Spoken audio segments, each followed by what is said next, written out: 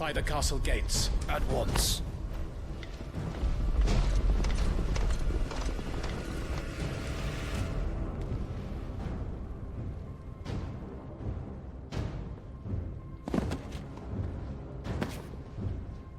Hugo and his men have been busy.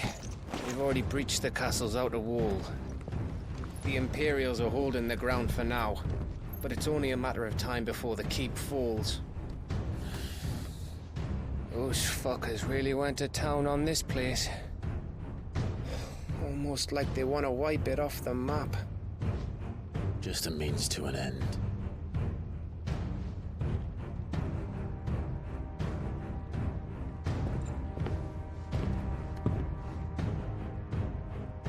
All this for one man? They didn't have to go so far. If you keep your wits about you, I reckon you can make it up to the castle without raising the alarm. I'll sniff out any townsfolk who haven't escaped yet and send them on their way. Be careful. Likewise. Don't do anything I wouldn't do.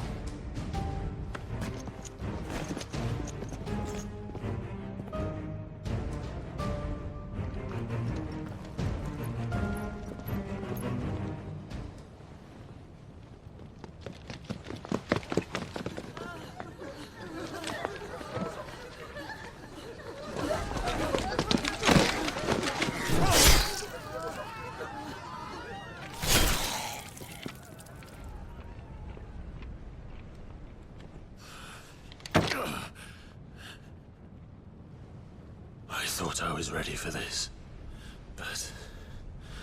I know. It's like a nightmare. This was our home. Come on, Clive. We have to keep going.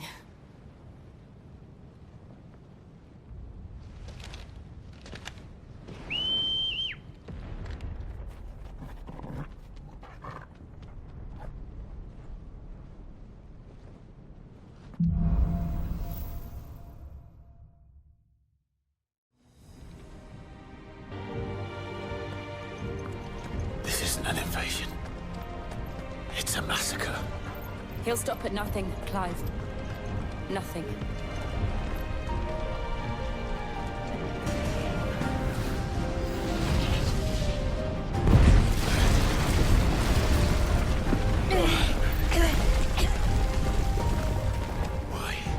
Why do this? Clive, we can get through here.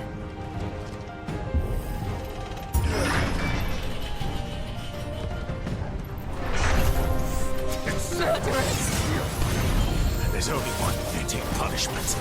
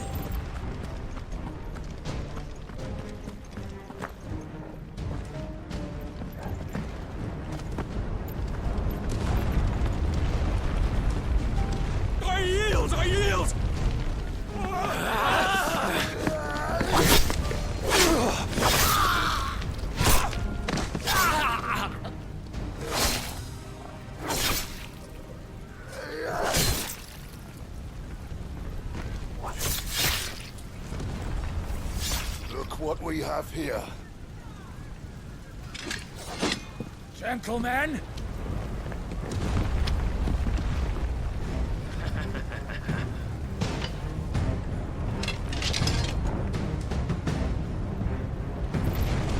You won't escape!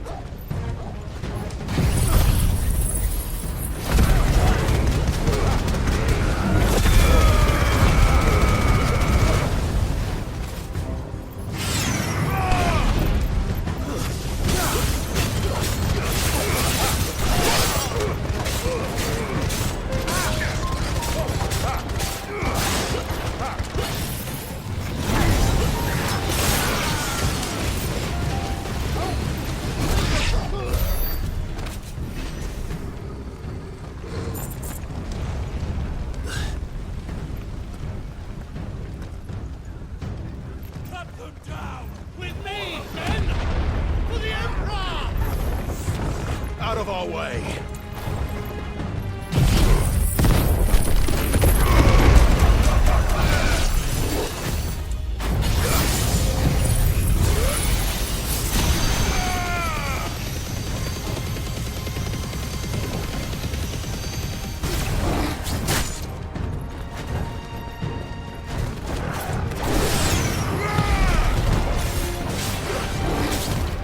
Too slow. Titan!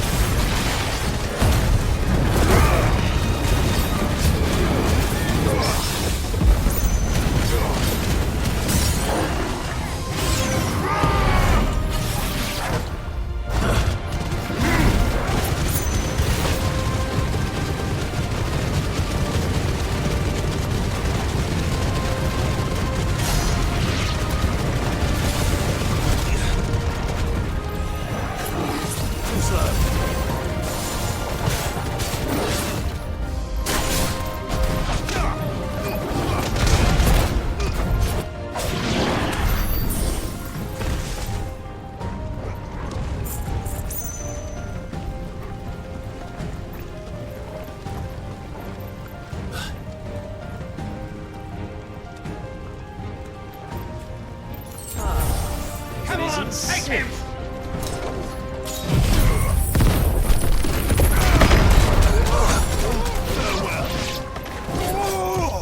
Nice try.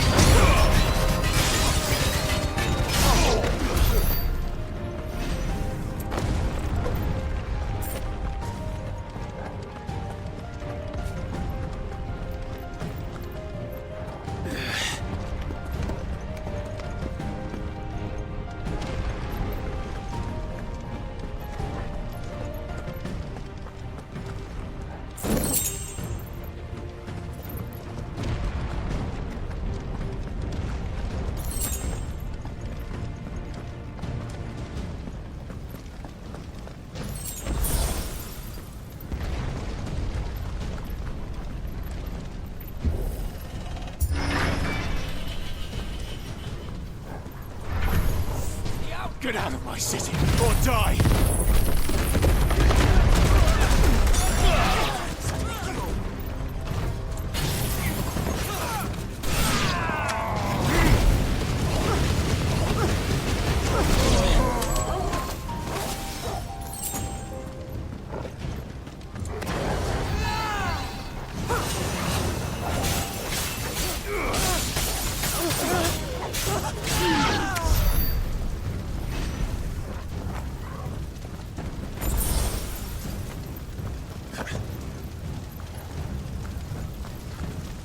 We're nearly at the castle.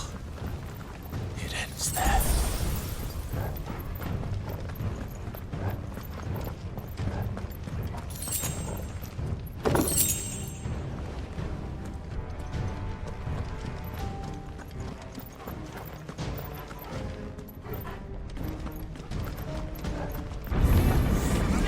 We take him alive.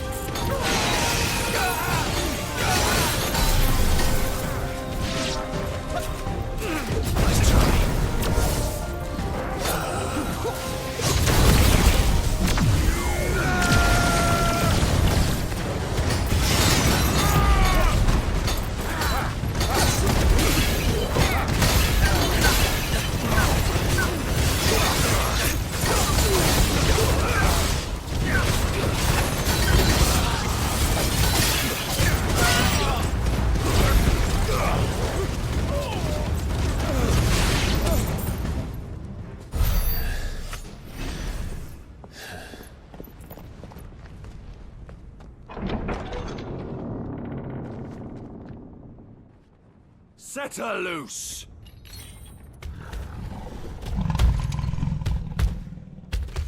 They have a curl.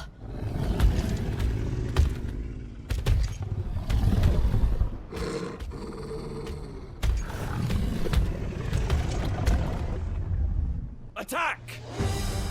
Ready? What do you think?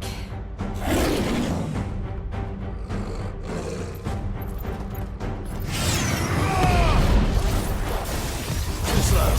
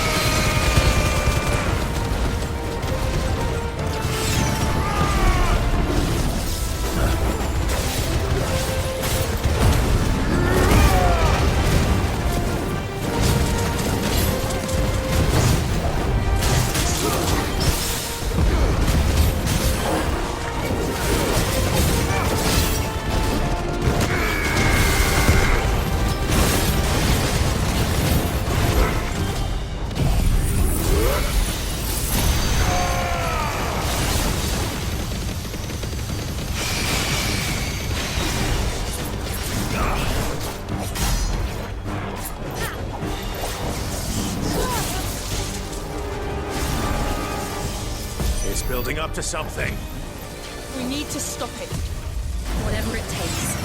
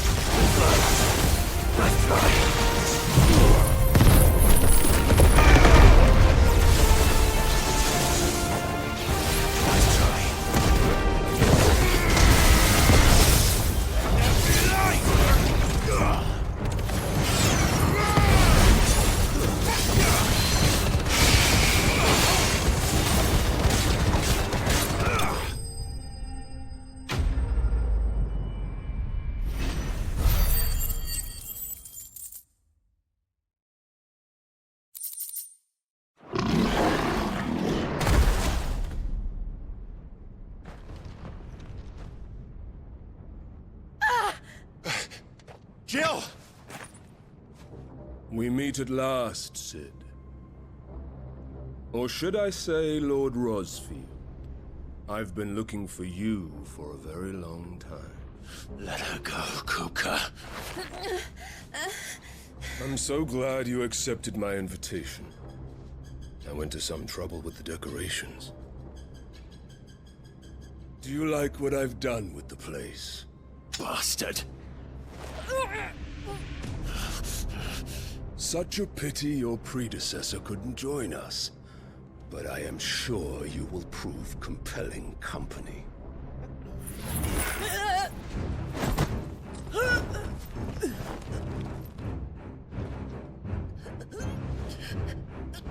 Be still, little snowflake.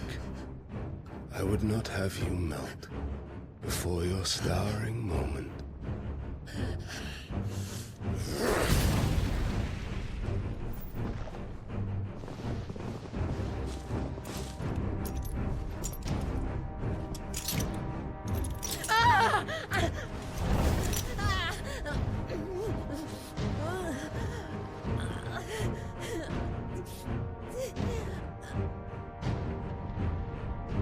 Fuck.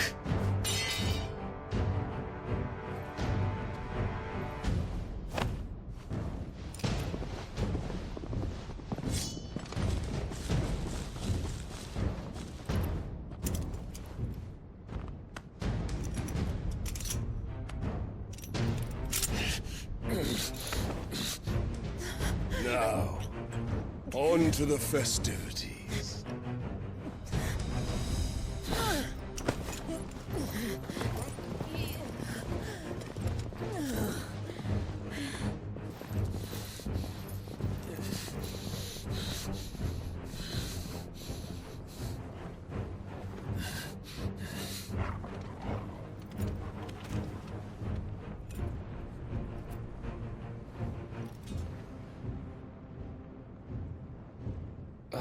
That's just great, that is. I suppose it's up to me then.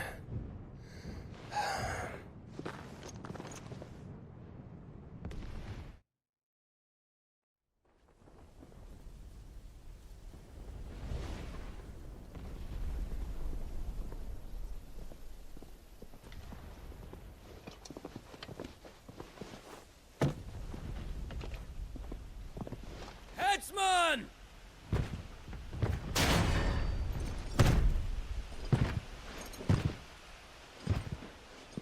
Where do you want me? You! Bring the prisoner!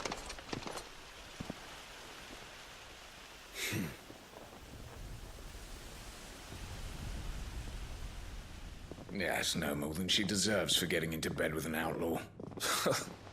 We should get into mine. Lord Kupka commands your presence.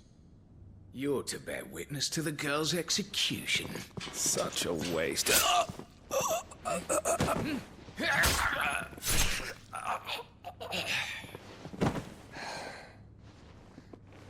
Gav! Shh!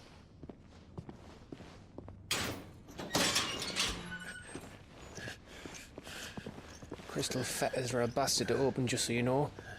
Don't worry, I'll have them off before you can blink. Where's Jill? In the courtyard. Shit.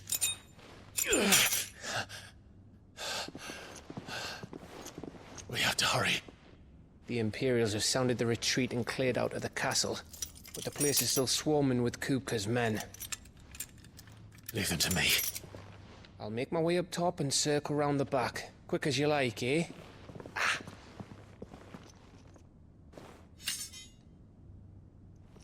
Nearly forgot.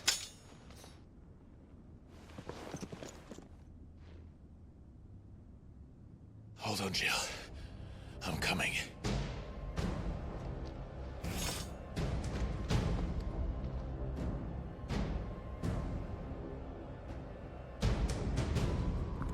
I have to get to the courtyard.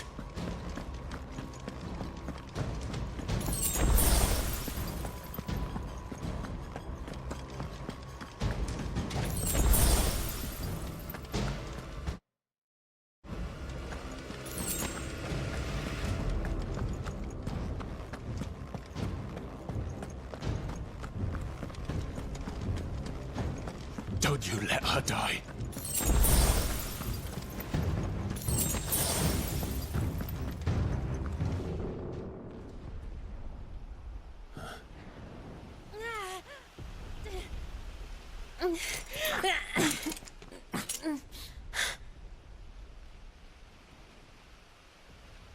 I hope you've got a plan, Clive, because we are fucked if you don't.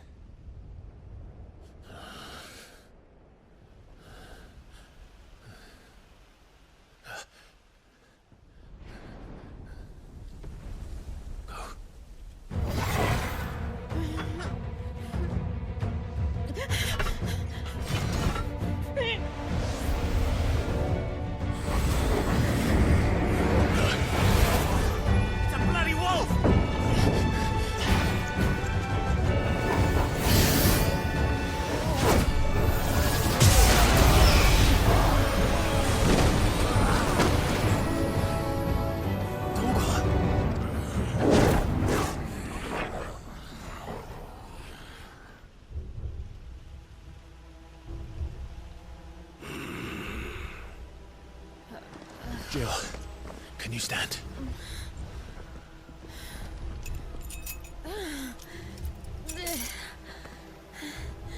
Come, Lord Rosfield. Don't tell me you tire of my entertainment. Enough! Yes. Perhaps it is time we served the main repast.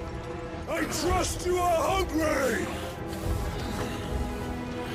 Need this? Much obliged. Stay close. We're getting out of here. And Toggle, thank you. Take on the head!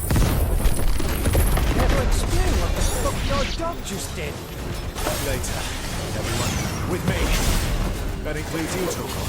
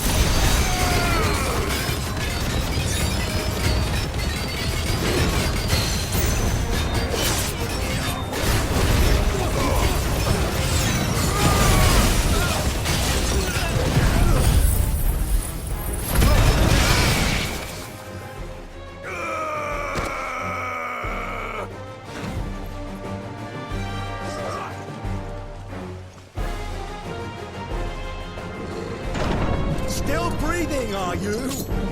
Excellent. Then Lord Kupka's reward shall be ours. I thought bad news always came in threes. Let him come.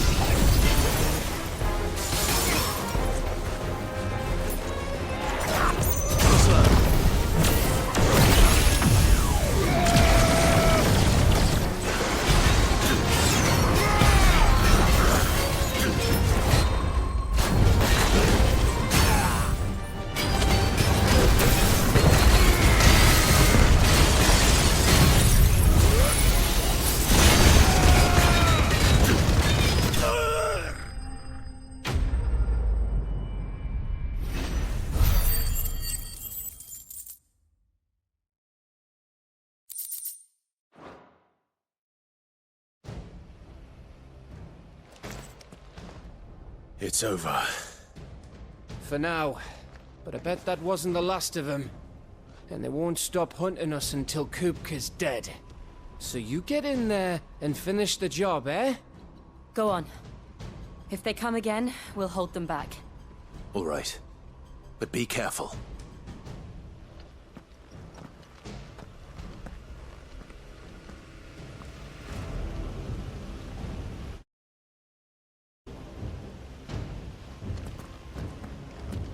Don't worry about us. Go. Kupka took our home, Clive. Don't let him take yours. Jill'll be safe with me. I promise.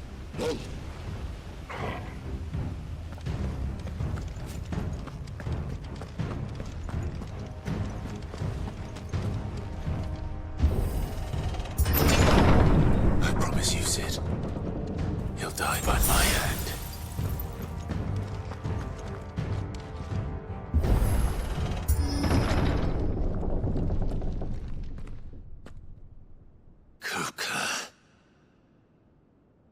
You're late.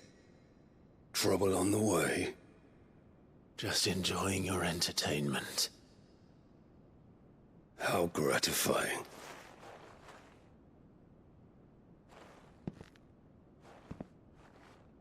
Have you come to defend your father's throne, Lord Rosfield? The Grand Duchy of Rosaria. A realm without a ruler, an army, even a people. A veritable kingdom of dust.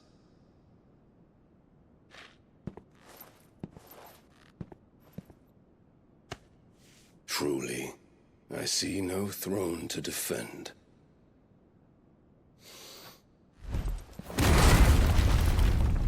No!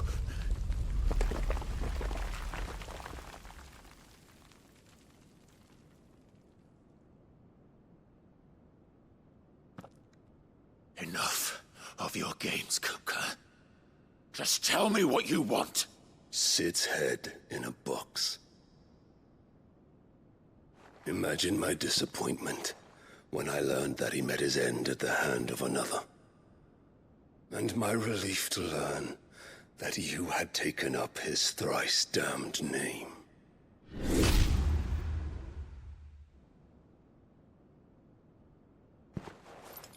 Your master slew Benedicta Harmon and defiled her body. If you choose to bear that murderer's name, then you shall answer for his crimes. The only crimes I shall answer for are my own. Sid did everything in his power to save that woman, though she was long past saving. And so I did what he couldn't. It was me all along, Hugo. It was you.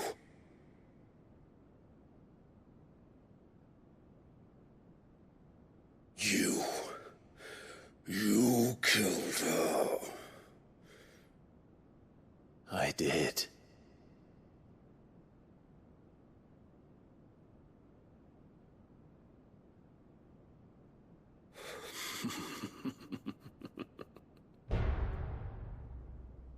Then I am fortunate indeed. I had thought the most I could wish for was to take the life of one he loved, just as he did to me. But it seems I was wrong. And I shall have my revenge. We shared a dream! I would be the king of the world! She would be my queen! And together, we would rule like the gods we are! But you crushed that dream, ground it into dust! Hear me, Rosefield! you've done, I'll tear you apart with my bare hands! And what of you? How many people have you killed? How many dreams have you crushed? You're not the only one who's seen their world fall apart around them. You'll get no pity from me, Kupka. No pity. And no mercy. Now die!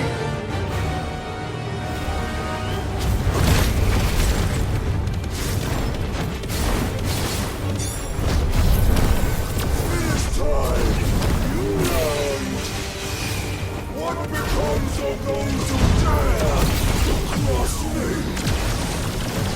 Cross! I'll kill you!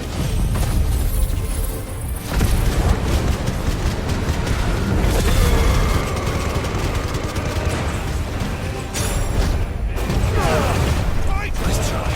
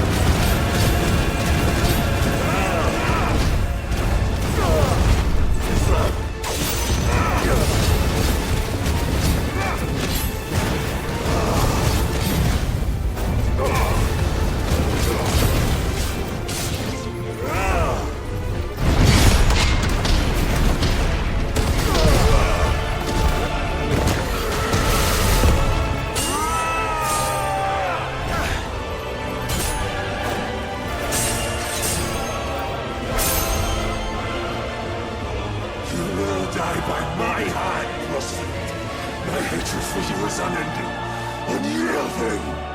Let this palace be your grave! What? Oh, shit.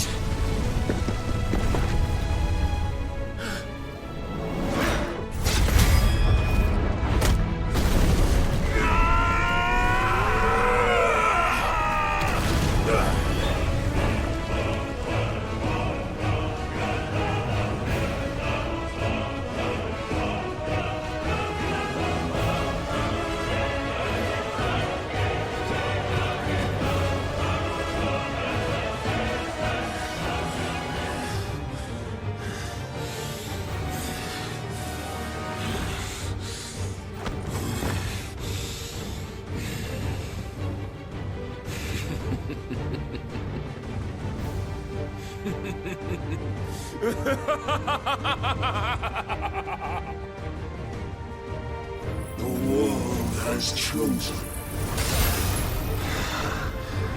I am in my element. As no escape. The earth will always be my domain!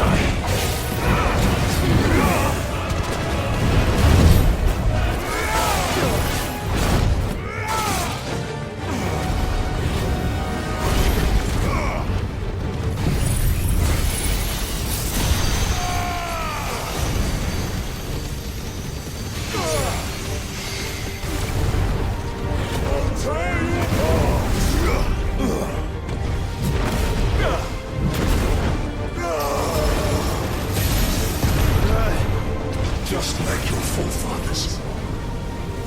Your journey ends.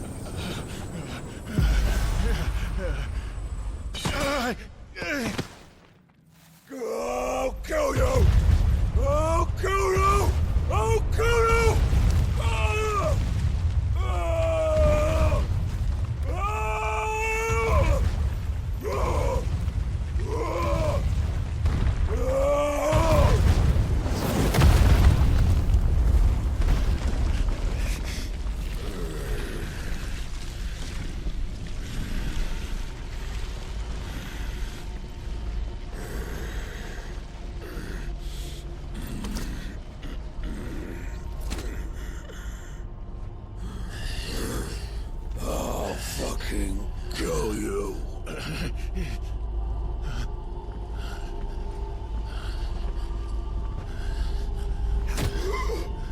There. You mustn't get yourself worked up.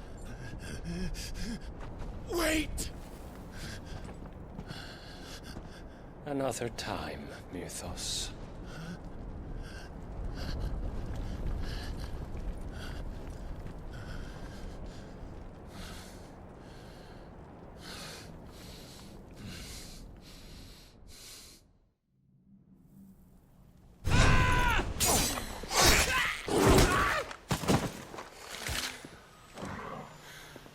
Is that all of them?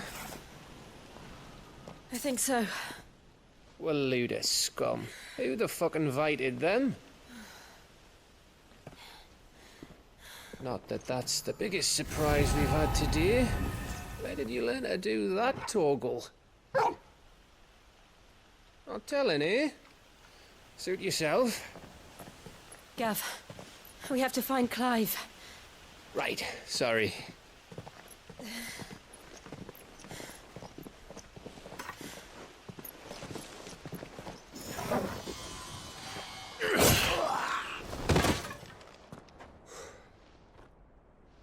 You missed one. We were worried. So was I.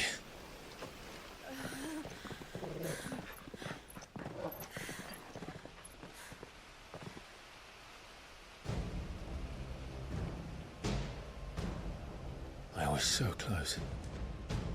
If it hadn't been for my gift, I would have finished him. I'm just glad you got out of there alive. When did the Royalists arrive? Right after you went inside. Just when we thought we were shot of Titans lot. In pile Odins. Not enough of them to worry us, though. No. You didn't see the one who took Kupka away. So, what? You think they came here to save him? Well, I'll be fucked if I know what's going on, but every minute we spend racking our brains, that bastard's getting further away.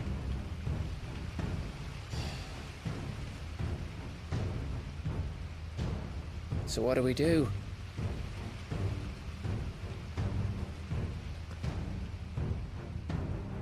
We go back to the hideaway. I'm too tired to think. As are you, by the looks of it. And after what Jill's been through. Let's worry about Kupka later, shall we? Aye. All right. It'll give us a chance to solve the riddle of your magic mud, too. Hey, how you feeling? Ready to go home?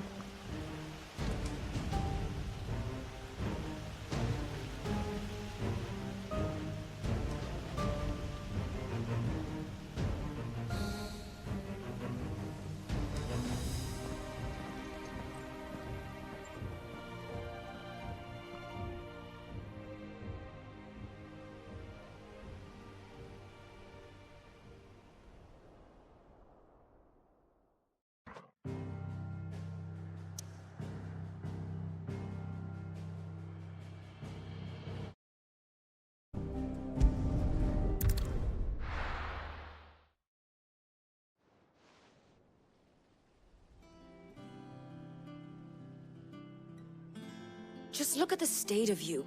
You're more of a wreck than this place. Is this what you call taking better care of yourself? No more excuses, your ladyship. I order you to rest. Fine. I'll rest.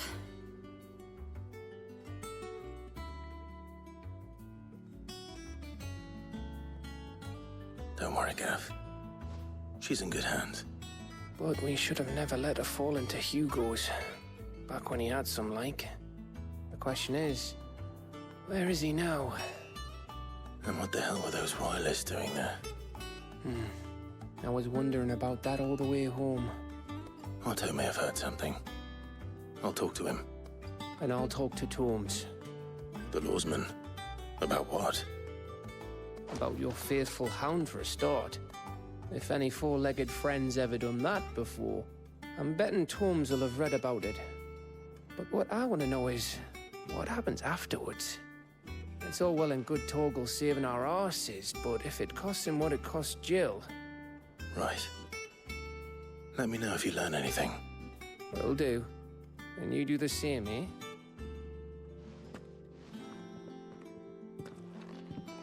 Jill, listen to Taya.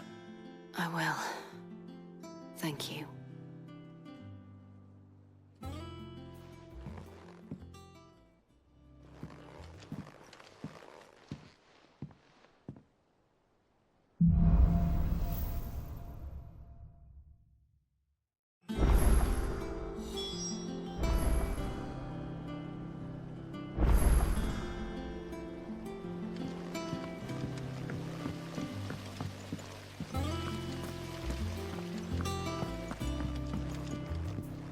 Thank you, Sid, for coming back to us. You're the glue keeping this place together. You look just like a princess! And you look like the princess's sister!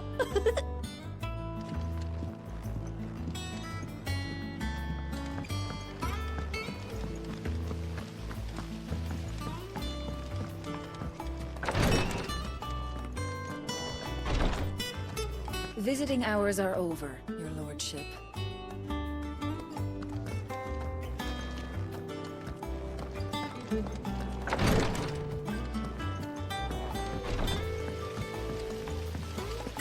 Blackthorn may be the manliest of men, but he does lack a certain tenderness.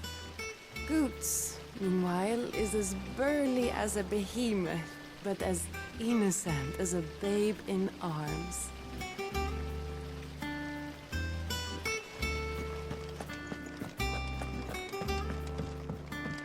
Shouldn't you be getting some rest, Sid?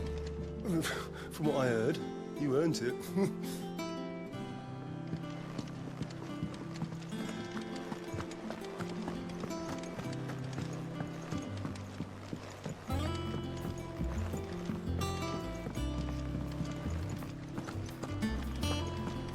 Good to see you, Sid. Lovely weather, isn't it? I feel like all the gods in the heavens are smiling down on us.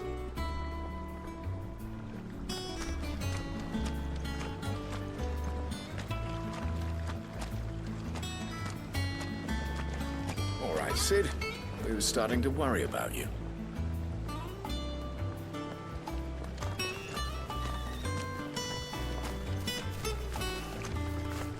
I hear your scout made quite a hero of himself over in Rosalith, sniffing out a score of terrified townspeople and ushering them to safety. Or so he claims.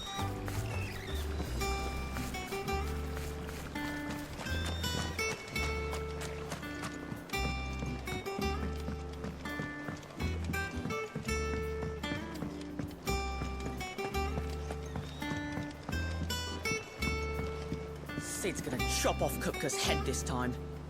Yeah, he won't like that.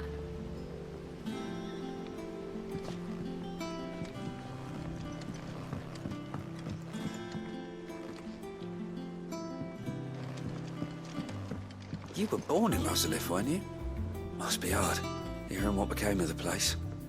No, the capital's as strange to me as I am to her. It was a lifetime ago I last set foot in the city.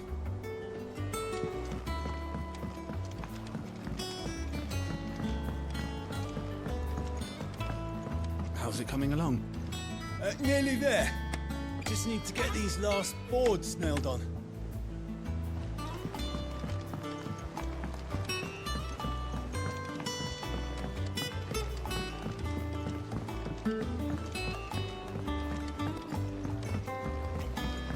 Oh, what a lovely fragrance.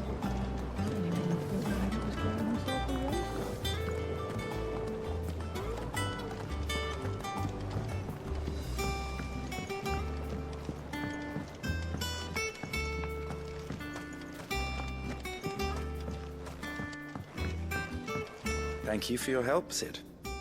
The Morganbeards have taken to our little garden splendidly. Its sap is a salve for burns and blisters, but it favors chalky soil.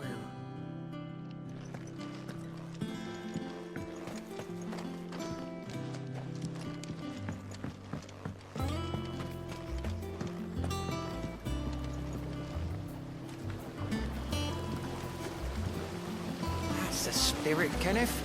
Stretch out those branches.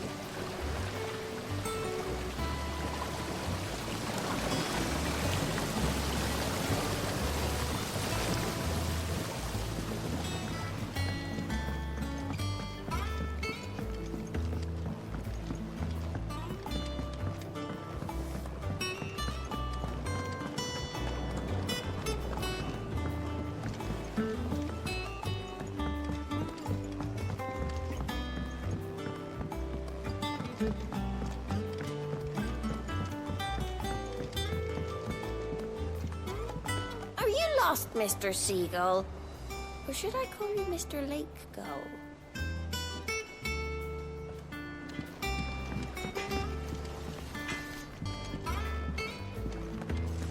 It's all right.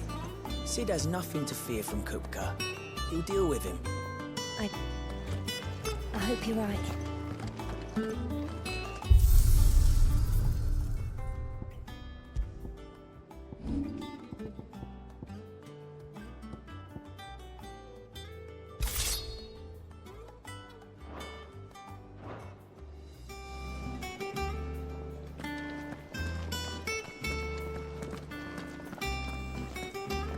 Welcome home, Clive!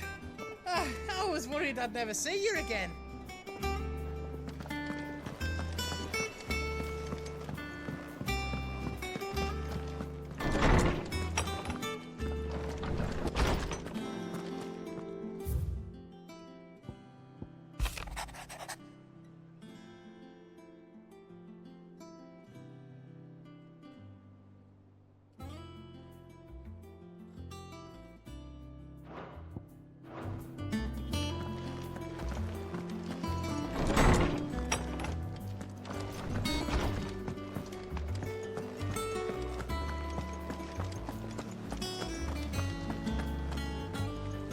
Oh, Maeve knows how to brew a bitter, all right.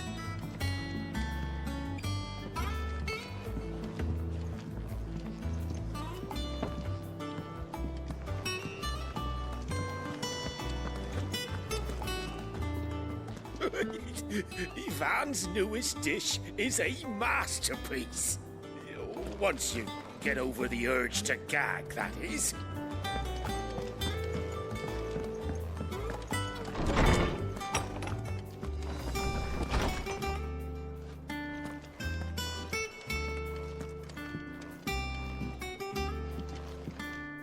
Tom says he's looking for books about Torgal. I know. Let's write one.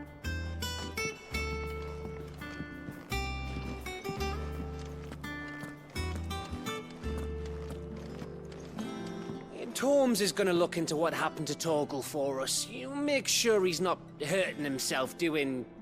well, whatever the fuck it is he did. Is there something I might assist you with, Clive? What subject shall we consider today?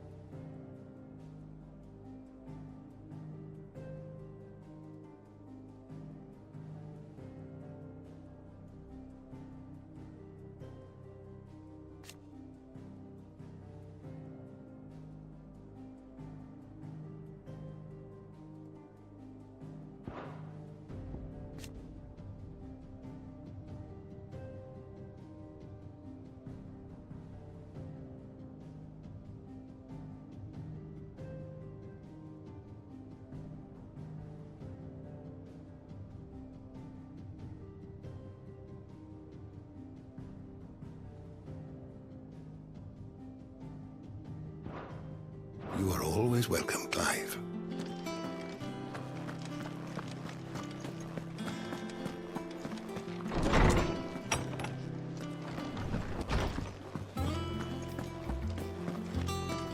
Boy soldiers with their ruby stain, stick steeds fed to the fire, shall never burn away the pain, till one man tops the pyre.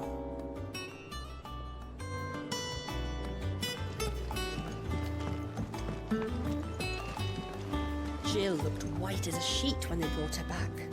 I dread to think what happened in Rosalith.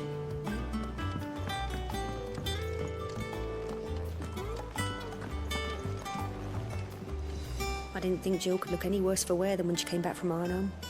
But she's managed it. Look after her, won't you? The little uns have been up to their old tricks again. Drawing on the decking this time. Surely it's got her work. Not all of the nobles made it out alive. Kupka and his men had their fun with more than a few. None of the Empress's favourites, though. They all got away safe and sound.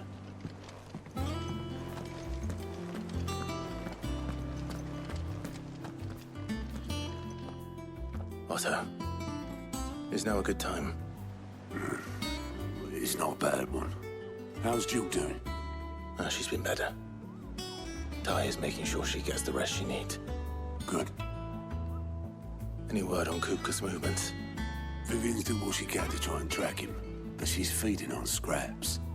We've sent ours out to the curse breakers and our other friends in the west, asking them to keep their eyes peeled for anything unusual. No leads yet, but it's only a matter of time. Right. Let me know when you find something. There he is. All right, Clive. Still busy saving the world. Mid.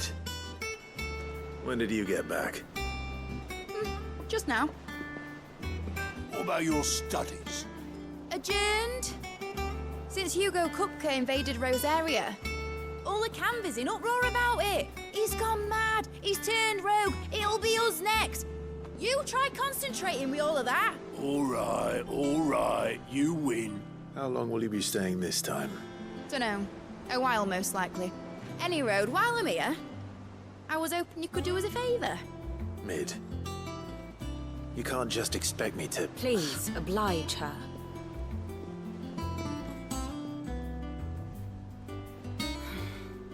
While we are busy tracking down Kupka, you should have a little time to spare. Professor! Now there's a face I haven't seen in a while. Shouldn't you have it buried in a dusty old tome? I did, till a familiar trill pricked my ears. As ever, your exuberance is a breath of fresh air, which successfully scattered the painstakingly assembled fragments of my thoughts. I'll take that as a compliment. Well, Clive, you heard the Professor. So, I'll meet you in the storeroom when you're done. Wait, hold on. Breath of fresh air? Bloody tempest, more like.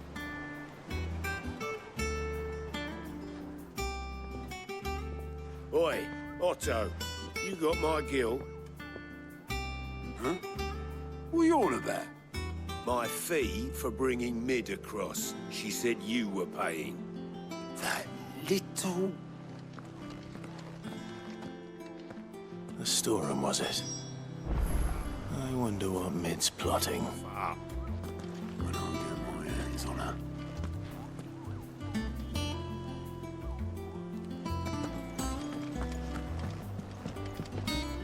Here for another of my lectures. We met under curious circumstances.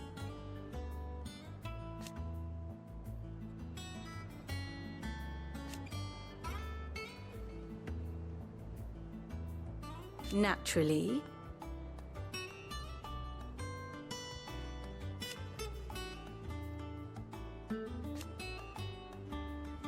Still.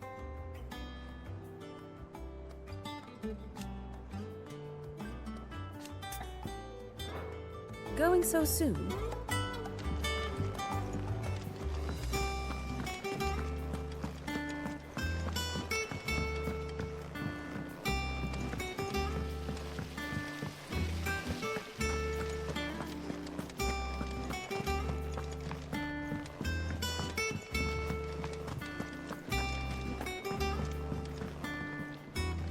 You took your time. I'm a busy man, Mid. I'll get to the point then.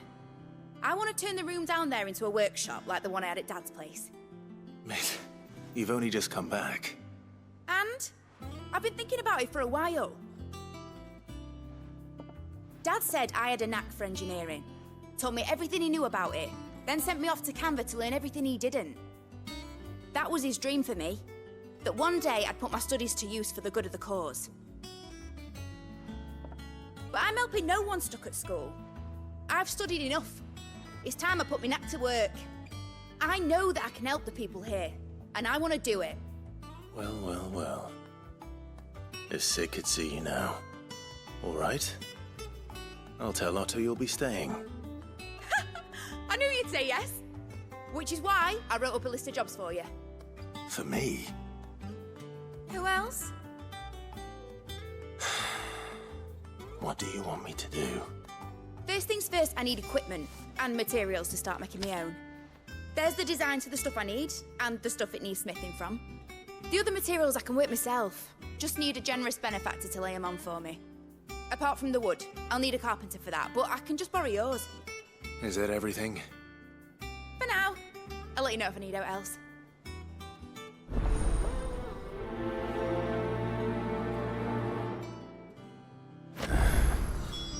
Where to start? Materials and tools. That means Karen and Blackthorn. Basically, I need a smith, a merchant, and someone who can work wood. And let's face it, my student allowance ain't gonna stretch that far. So do us a favour, will ya? Sid's gonna chop off Kupka's head this time.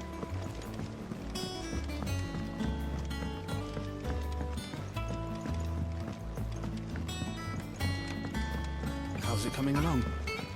Nearly there. Just need to get these last boards.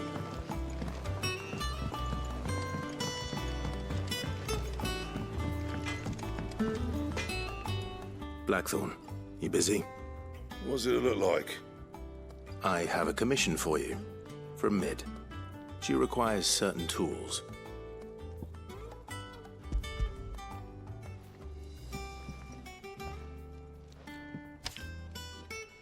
Do you think you can make them? Bloody hell. What's she planning to build with this stuff? An airship? I'll see what I can do. Till I'll bring them over when I'm done. My thanks. And Mid's, no doubt.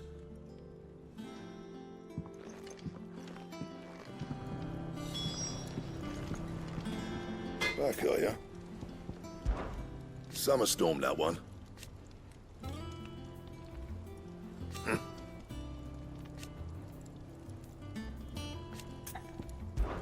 Fine.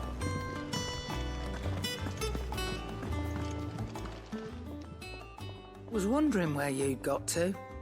Mid's back from Canva. Have you seen her? Just now. She's planning to set up a workshop in the stores and ask me to buy her some materials. Here's the list.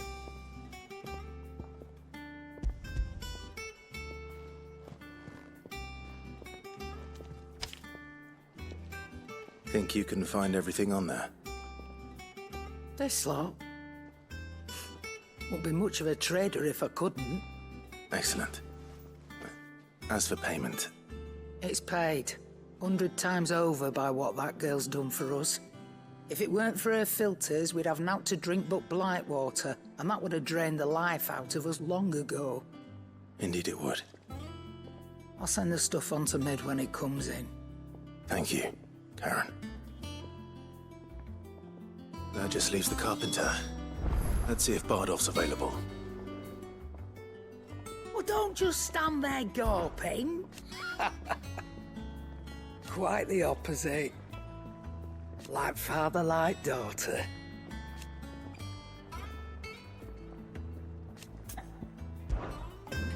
Or don't. I'm not much bothered either way. Jill looked white as a sheet.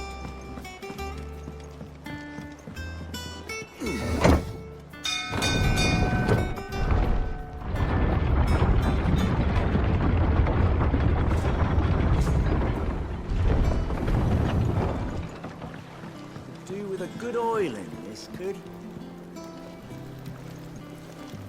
Should be enough to keep... How do, Master Sid? Bardolph. Mid's looking to build a workshop in the storeroom, and she needs the aid of a skilled carpenter. So naturally I thought of you. Well, I'd love to help the young miss however I can. But I'm afraid I got my hands full just keeping this place afloat. There's holes need patching, and if I don't patch them, we'll all of us sink into the mere. I'd gladly spare Mid all the time I have, but the sad truth is, I ain't got none. I see. It don't have to be me, though, does it? What about that other fella? You know, the one over at Martha's Rest. Bernard, was it? That's right. And he is a friend of the cause. I'll ask Martha if she can spare him. Thank you, Bardolph. Least I could do. That Bernard's as good a carpenter as you'll find, by all accounts. I reckon my old master would have preferred his work to mine. But we branded can't be beaten on price, can we?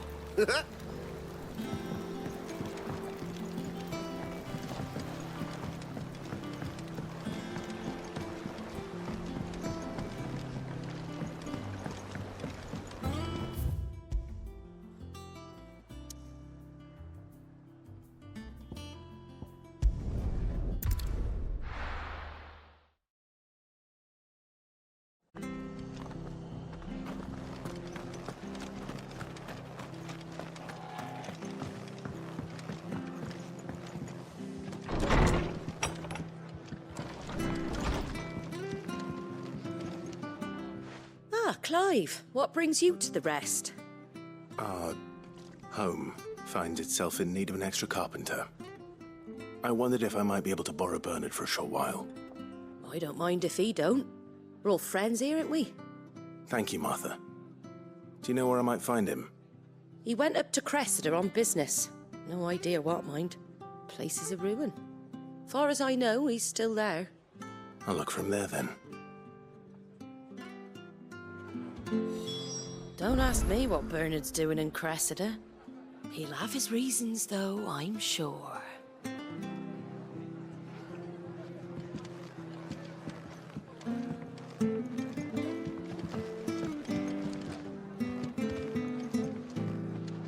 I hear you ran to Rosalith's aid when the Republicans attacked.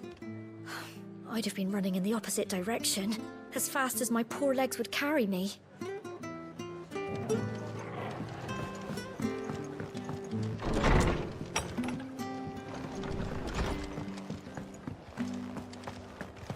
Stay sharp. You don't know when those bastards will be back.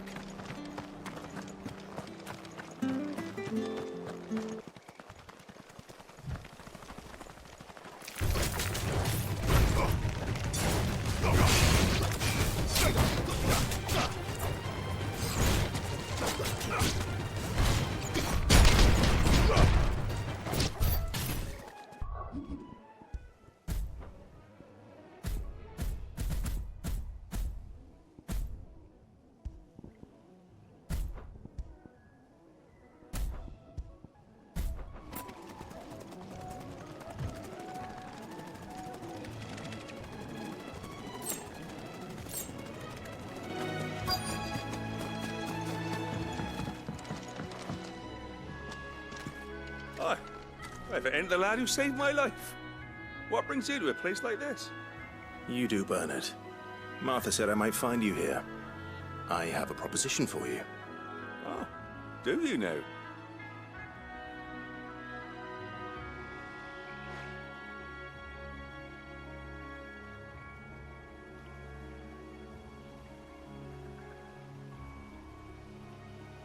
Building a workshop, you say?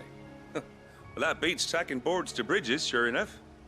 And if Martha didn't mind me being gone a while, then neither do I. You just tell me where you want me. That's the spirit. I couldn't ask a favor, though, could I? Before we go? Of course.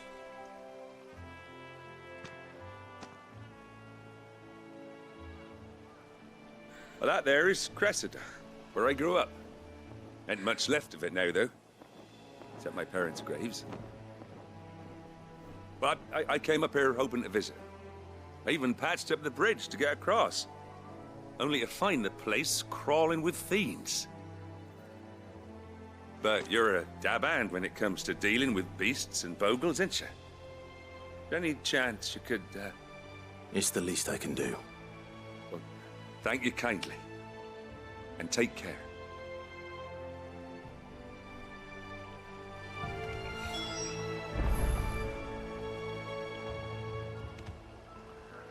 I'd be much obliged if you could rid the old place of nasties.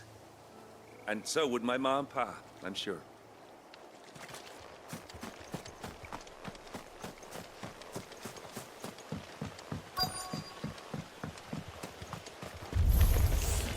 This shouldn't take long.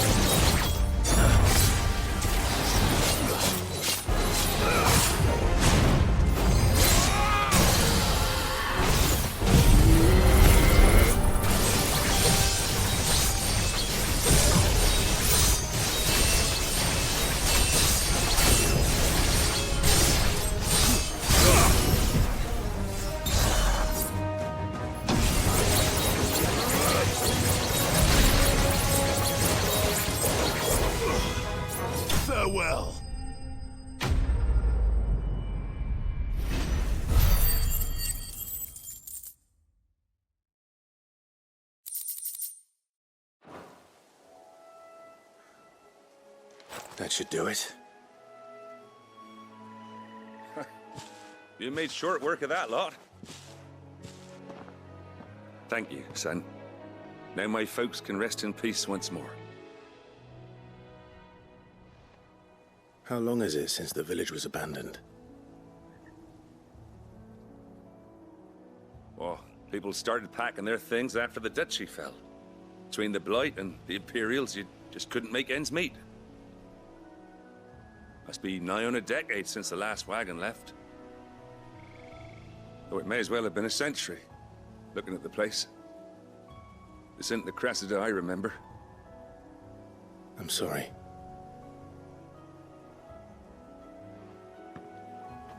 Don't be. Can't live in the past, no matter how nice it might have been. Soon as I'm done saying a prayer for those that raised me, it's onto your hideaway. I'll meet you there.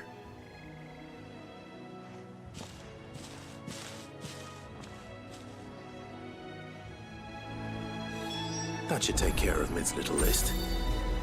Better head back before she thinks of anything else.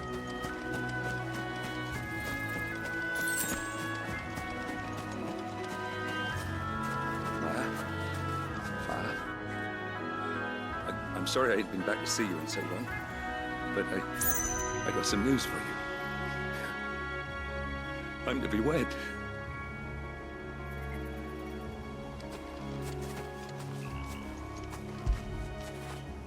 After it.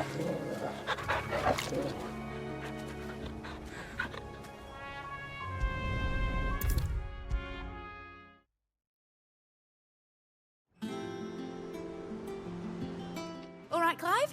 You've all done then? I am. I've placed your various orders, and a carpenter by the name of Bernard is on his way from Martha's Rest. That's brilliant. Thanks, Clive. Is there anything else you need? Nope. Blackthorn and Lady Karen have already sent over everything I asked for, and I've got all my plans drawn up. So as soon as Bernard gets here, we can get to work. I can't wait.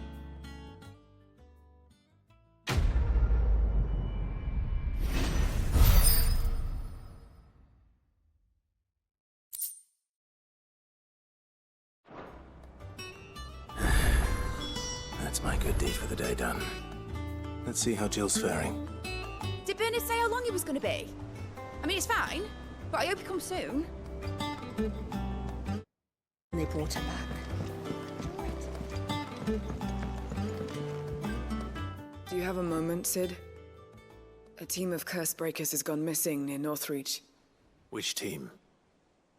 Coles. They were sent to liberate a carriage of bearers before they could be smuggled to market. They were moving in for their assault when the carriage was attacked by goblins. A cursebreaker managed to release a Stolas amid the confusion, but this was days ago. They should be back by now, but I've heard nothing from any of them. I can't help but worry that... They know the work is dangerous, but I'm sure they're fine. But what if I've got them all killed? Before they go out, I always remind them why we're doing this, what they escaped, and what we're freeing people from. But I never really thought how my words might affect them. What risks they might take because of the things I've said.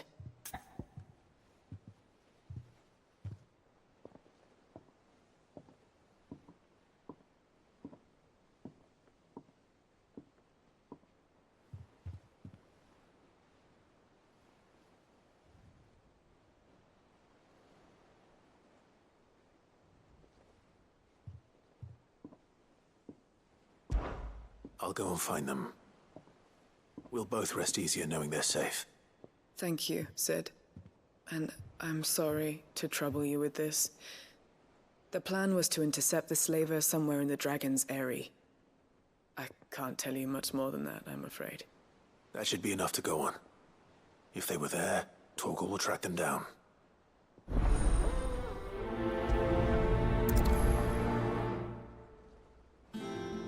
We're lucky that Stolas escaped the Dragon's Eyrie unscathed. Without it, we would never even have known that Cole's team had been attacked.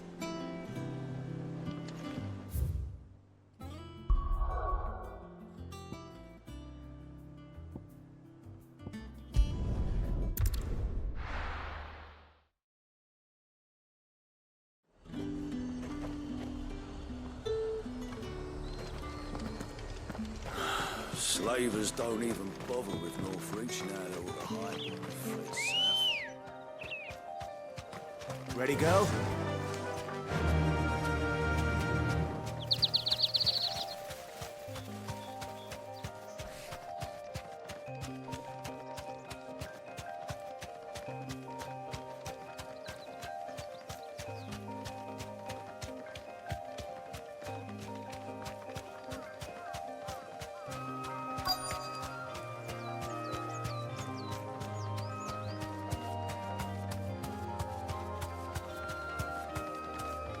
Thanks, Gal.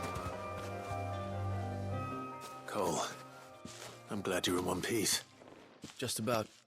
Sid, if you don't mind me asking, what are you doing here? Doris sent me to find you.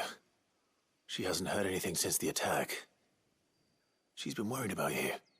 I sent a runner to the Dame in Northreach. The hideaway should have learned of our survival yesterday. Well, I'm here now. And it looks like you freed the bearers. Only some.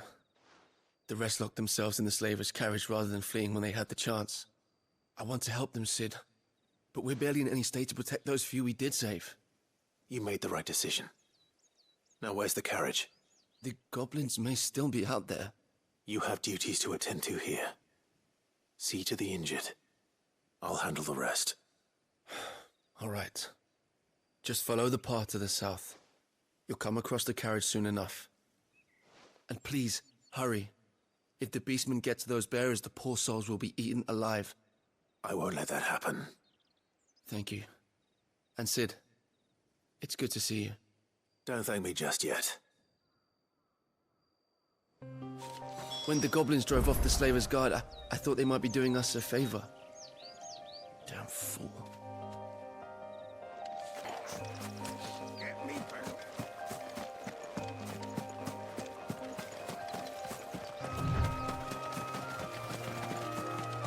They're trying to get into the carriage.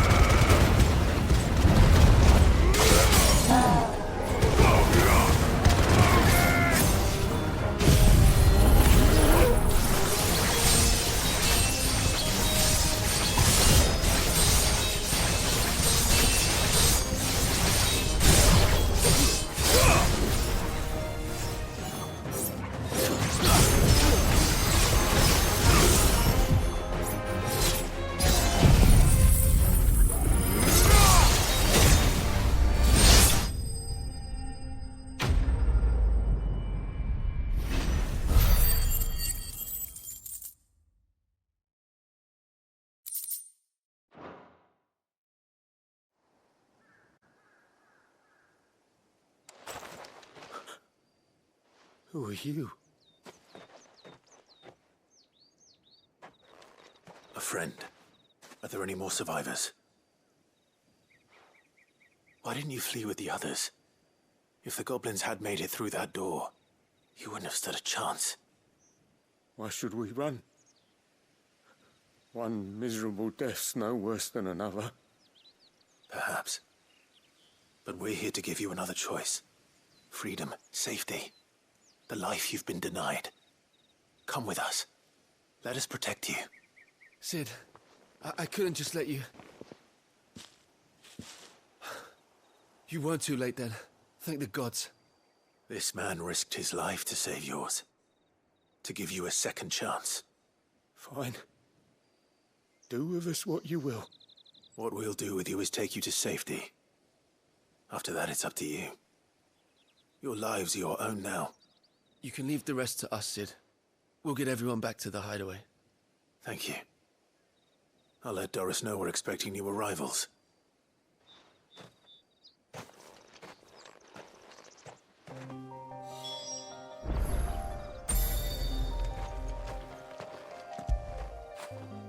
You all right, boy?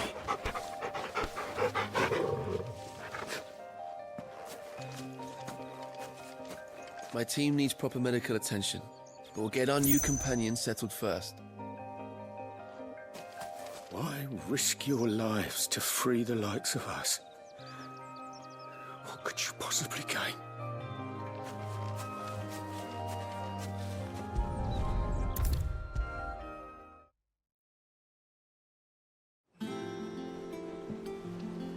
Sid, welcome back. A Stolas from the Dame arrived not long after you left. If I'd just waited a little longer, I might have been able to deal with things myself. Or maybe I wouldn't. I keep making the wrong decisions. Cole and the others got home safely. You made exactly the right decision. No, I was lucky. I've been tracking that slaver for months, and then I sent Cole and you after them woefully unprepared. What kind of leader sends people into danger without considering all the risks? I should have urged greater caution, told Cole to be wary, to pull back at the first sign of trouble. We swore the same oath as you, Doris. It's good to see you safe and well, Cole. I'm sorry. With all due respect, we Cursebreakers don't risk our lives because you commanded of us. We risk them because we believe in our cause. No one with doubts ever joins our ranks. The agony of removing the brand more than sees to that. We all know how much bravery that takes. Cole, I never doubted your courage. Only my ability to see it put to good use. Thank you for your faith in me. I'm not sure I deserve it. I sometimes wonder if I might prefer to risk death alongside the others than ask it of them. But I'm a Cursebreaker. I swore an oath too. I have a role to play, and I must trust that I'm the right one to play it. You will. In time.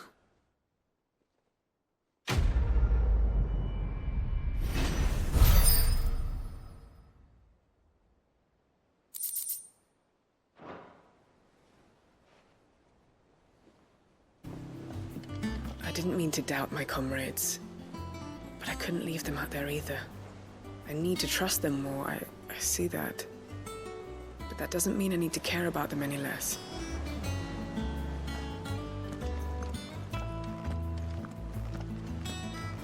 Been doing Mid's bidding, have you? Yeah, she's wrote me in and all.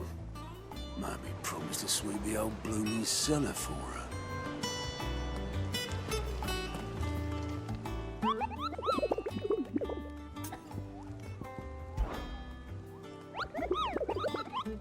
I trust you wrapped up warm.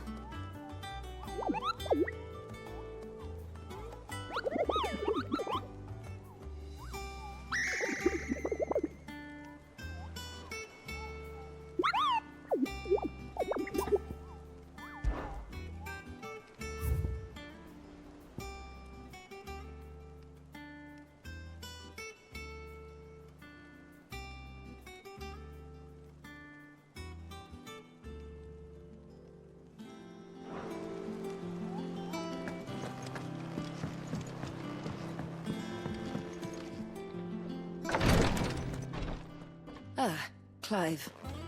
Talia. How's Jill? Recovering, but she still needs her rest. Of course. Take good care of her, won't you? I'll do my best. Oh, Gav was looking for you. He said he had something to show you in the shelves. The shelves? Oh, that's right. He went to ask Harpocrates about Torgor. He must have found something. Don't keep Gav waiting. He seemed excited.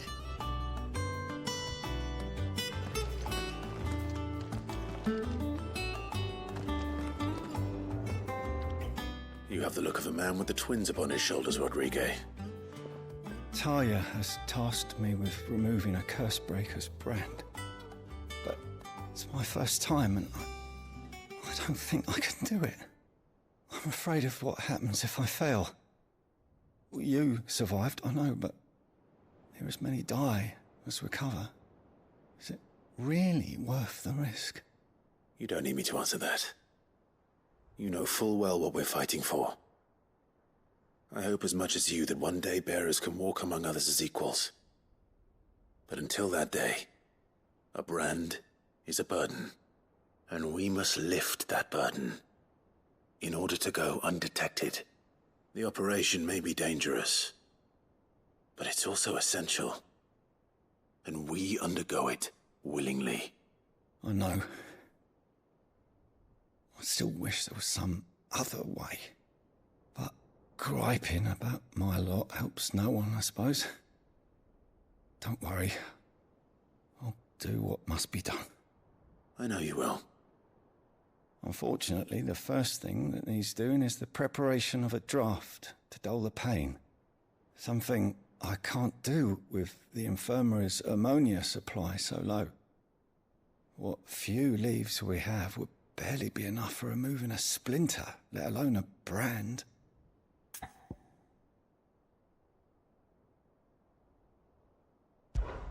Just tell me what you need. You'll go? Oh, thank you. No one knows Herblord like Talia, and she swears by ammonia for easing pain. It's simple enough to find, if you know where to look. And fortunately for you, I do. Along the river near the village of Amber over in Rosaria. Just search for the bright blue blossoms.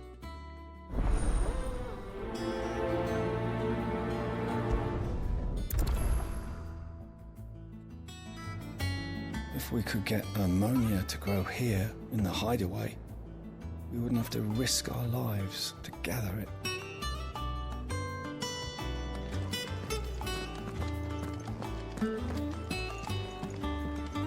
I'm feeling a lot better, thanks to Talia's remedies. But she insists I rest.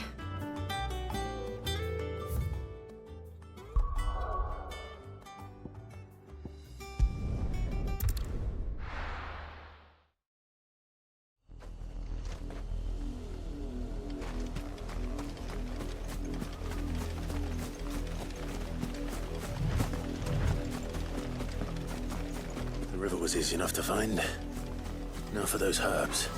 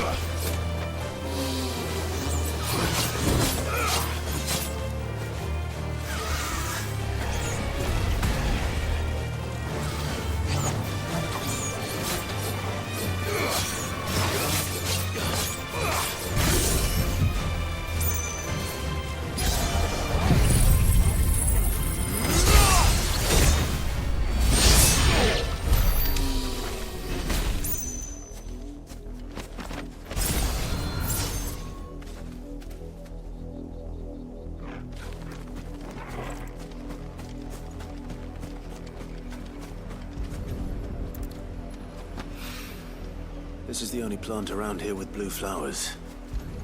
I hope it's the right one.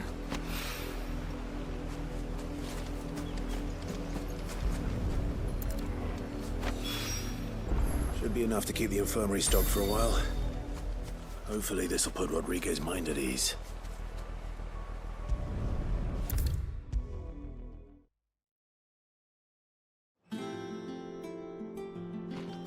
I hope you didn't have too much trouble finding the ammonia.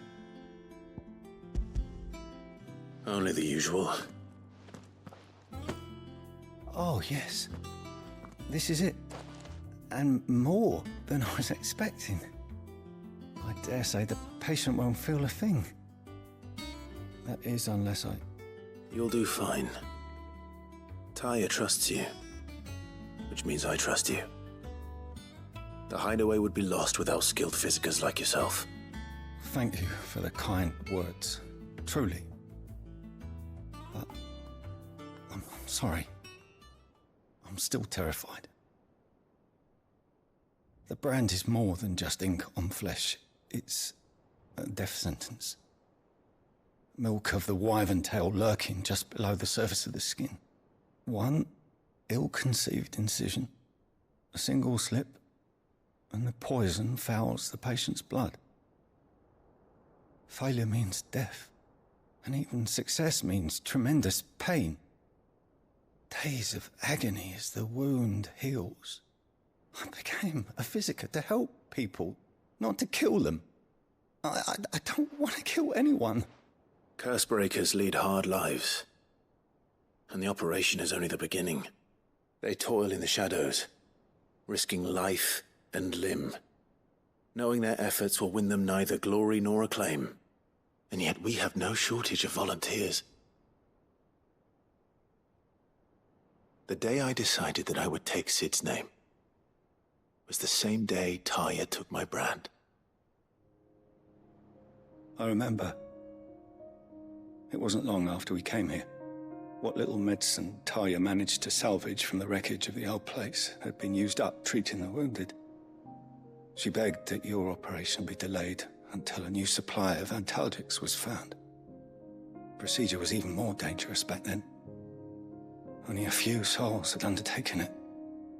Doris, Cole, a handful of other cursebreakers, and those who are no longer with us. Those who lost their lives in the process. It wasn't something to be done lightly. No. But it was something I had to do, if I was to take Sid's name. He always led from the front, and never asked anyone to take a risk for his cause that he was unwilling to take himself, even if he knew that it might cost him his life.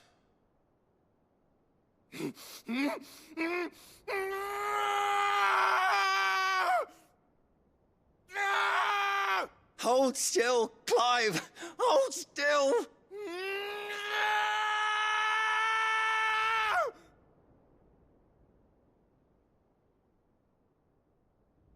I knew there'd be pain. That I might not survive. And I was afraid. But I also knew that if I didn't overcome that fear, that pain, then I would never be able to call myself Sid. I didn't know. We all want our brands removed. But it's a decision each of us must make for ourselves, on our own terms. Rodriguez, I know your work isn't easy, but neither is going under the knife. Be a shoulder for your patients to lean on. Stay strong for them. You sound like Taya. Do you know what she once told me? It's natural for a patient to feel like they're suffering in solitude. And it's a physiker's duty to see that they don't. Thank you for helping me remember that. I won't falter.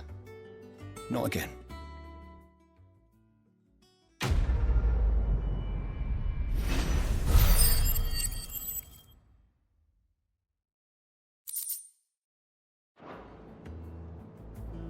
I'm I'm sorry I let my fear get the better of me. I'm ready to be stronger. For the hideaway. For all of us.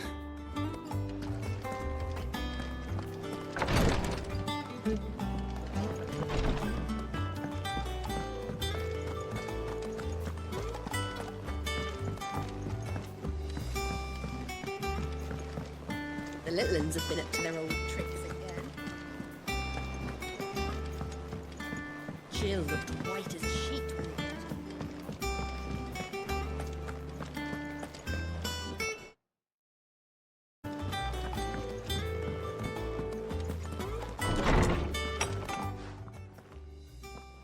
Clive, where have you been? I've been wanting to ask you something about Torgal. Where did you get him, like, in the first place?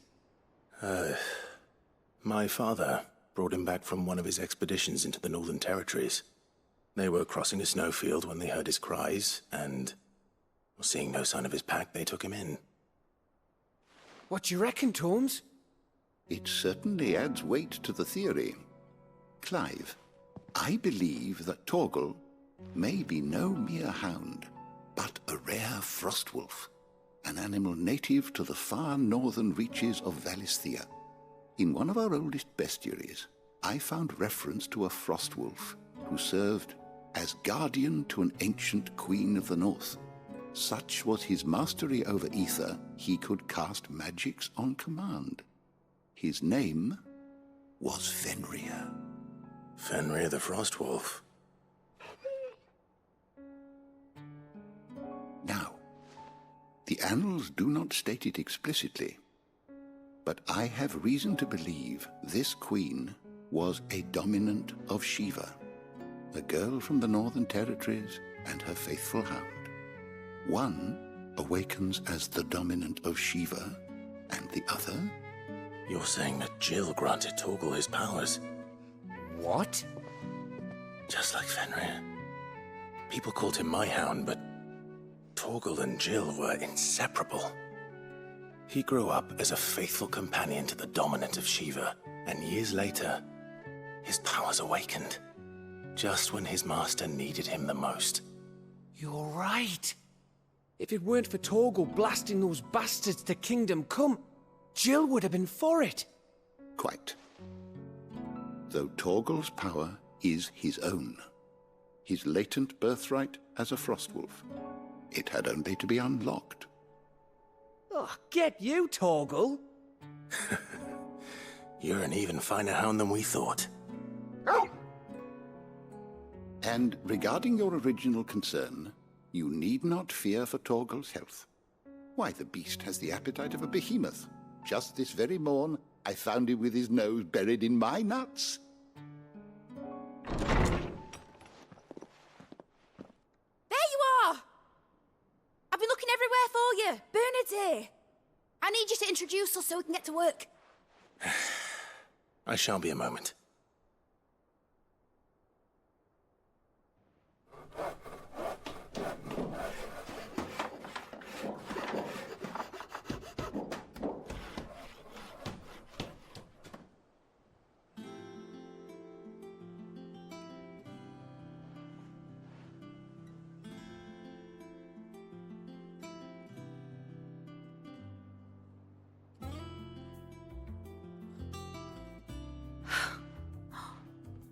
Isn't it brilliant? It is. Well, I couldn't have done it without you. You and everyone else. But I promise I'll pay you back. I'm gonna work my fingers to the bone for you lot, starting right now. Just you wait. I'll make wonders like this world's never seen. Then I look forward to seeing them.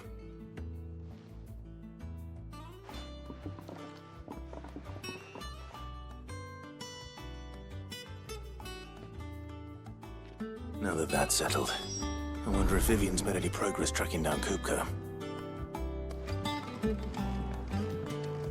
Thanks for letting me do this, Clive. I'll pay you back, I promise.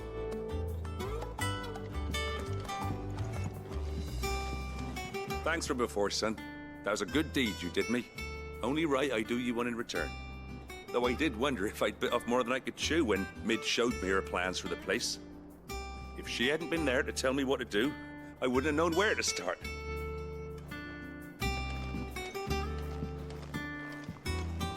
We have everything we need to begin work in earnest. And work in earnest we shall!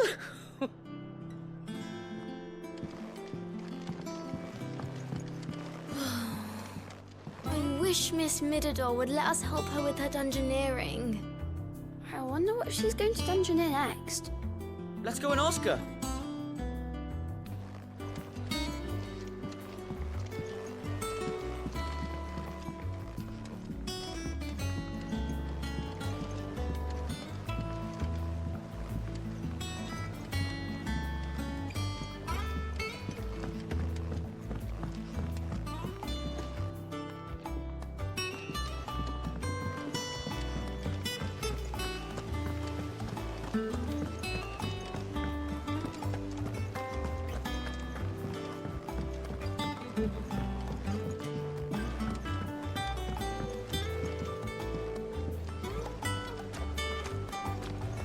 Have you seen all the funny fanglements Mid's lined her workshop with? I've never seen anything like it. She'll bring this whole place down if she's not careful.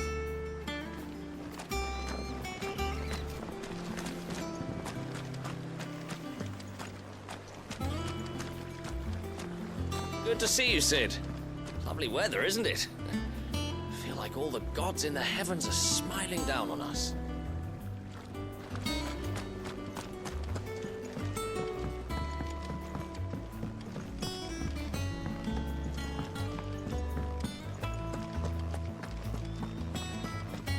I think I'll wait till Mid's away to take a tour of her dungeon. Don't want to get roped into her experiments.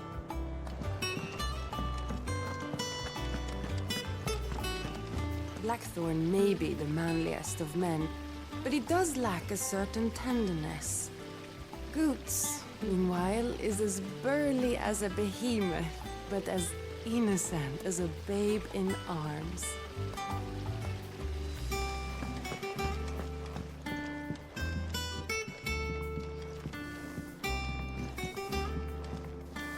Thank you, Sid, for coming back to us.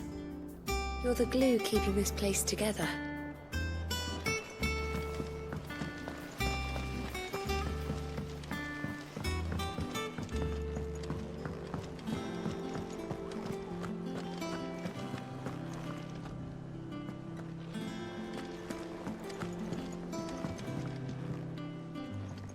How goes the hunt for Kupka? Largely in circles. We have myriad sightings of strange soldiers in unexpected places, but nothing definitive as yet. If only we knew for certain by what route he left Rosalith. Well, keep at it. If anyone can piece this puzzle together, it's you. And I'm willing to wait as long as it takes.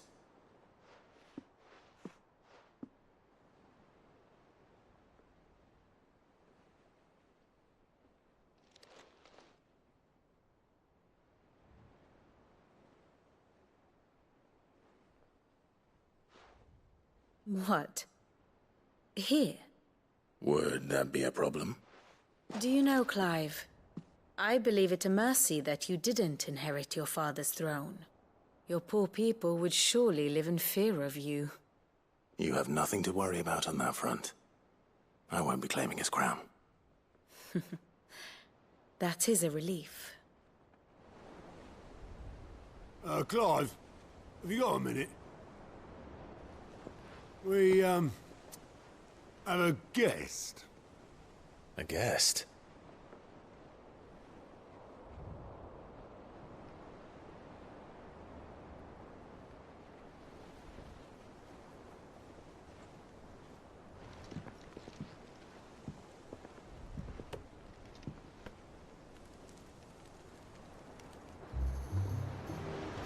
For your trouble.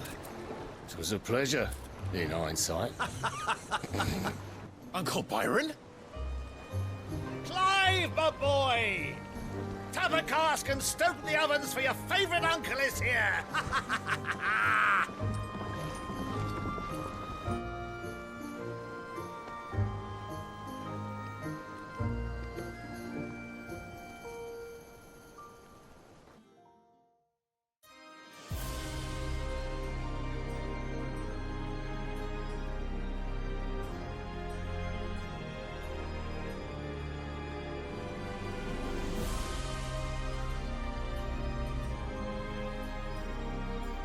Dhalmekian government sues for peace.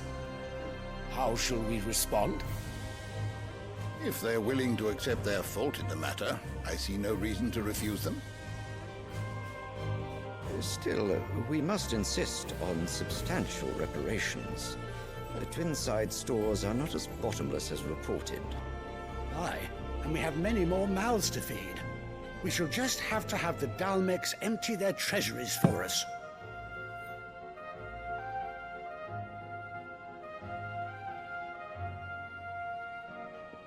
Of course, none of this would have been possible without your timely intervention, Prince Olivier. Indeed, I doubt any of us would have had the courage to trade words with the mighty Titan, nor less the wit to win him over. The Empire owes you a great debt. May the blessing of the crystals go with you, Your Highness. May the blessing of the crystals go with you. Very good.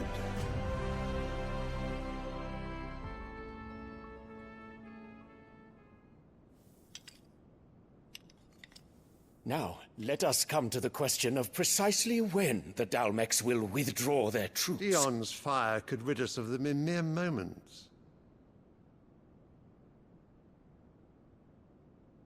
The men of the Fist will not withdraw until a peace treaty is concluded. So let us keep the negotiations open, give them time to gather what gold and trinkets they can, and once they deliver that which we demand, what worth is a piece of parchment? Your Radiance, were Prince Dion to take the field, the enemy would surely send their own dominant to meet him. And while His Highness would of course prevail, there would be heavy losses on both. You need not fear Hugo Kupka. He is engaged on the Western Front. Even were the Dhalmex to send for him, he would not arrive in time. As much as I would enjoy witnessing a clash between Bahamut and Titan, it is not to be. And what of your subjects, Your Radiance? If the fighting spread to the city proper, the people would bear the brunt of it. There will be losses, it is true. Yet for every citizen who falls, another can be bred. For every home that burns, another can be built. The Empire will live on.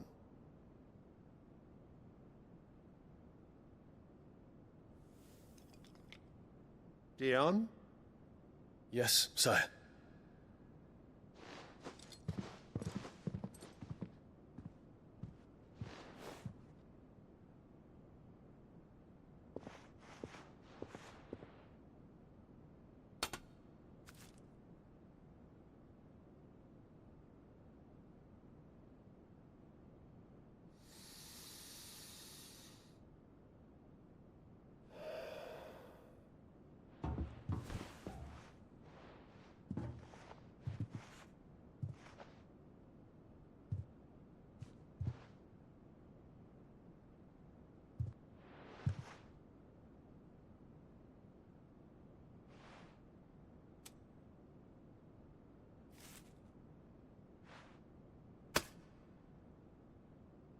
Prepare for battle.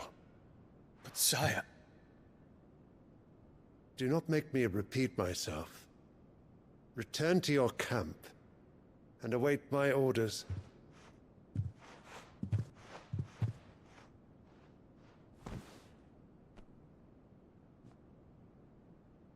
If that is your wish, Your Radiance, I shall depart at once.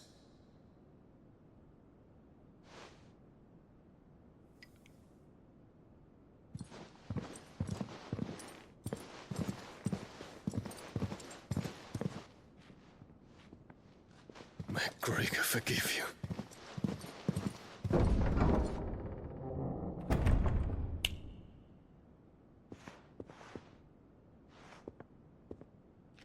What do the astrologers augur? The stars are in agreement, Your Radiance. The shadow of treachery hangs over Prince Dion.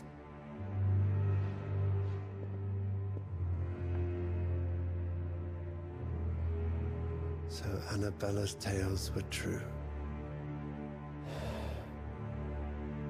You disappoint me, Dion.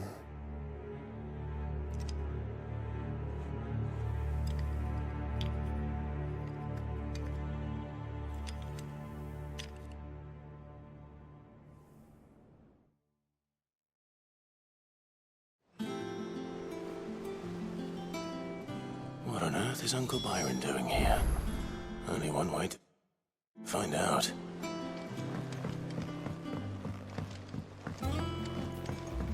The little uns have been up to their old tricks again. It's just one thing after another around here.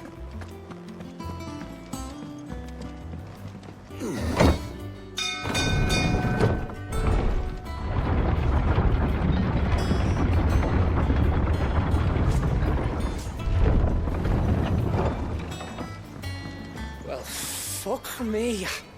Never thought I'd see the dear Lord Byron Rosfield of the Seven High Houses came to tea.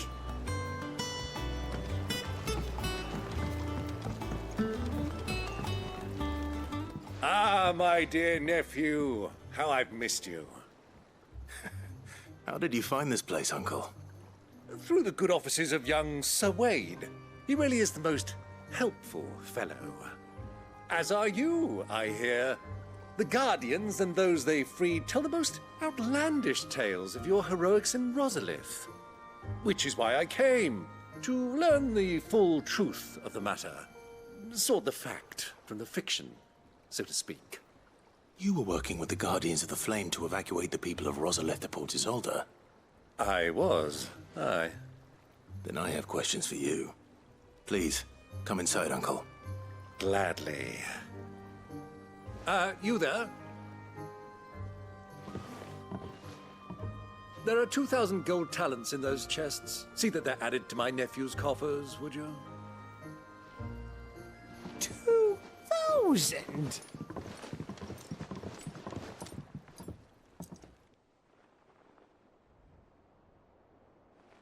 And I'm afraid that is all I know. A fleet sailing south past Port Isolde. Most intriguing. Forgive me for not being able to tell you more. I hadn't the faintest idea Kupka withdrew wounded from Rosalith. Still less that my own nephew dealt the decisive blow. What do you think, Vivian? I think, with this news of the Dhalmekian fleet and recent reports of the Royalists' movements, that the final piece of the puzzle has fallen into place. Come here and I'll show you.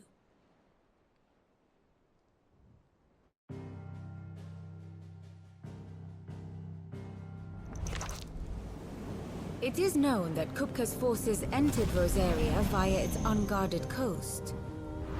So can the same be said of your visitors from Waloed? Certainly, her Royal Navy is famed for the efficiency with which it bears her knights from one battlefield to the next.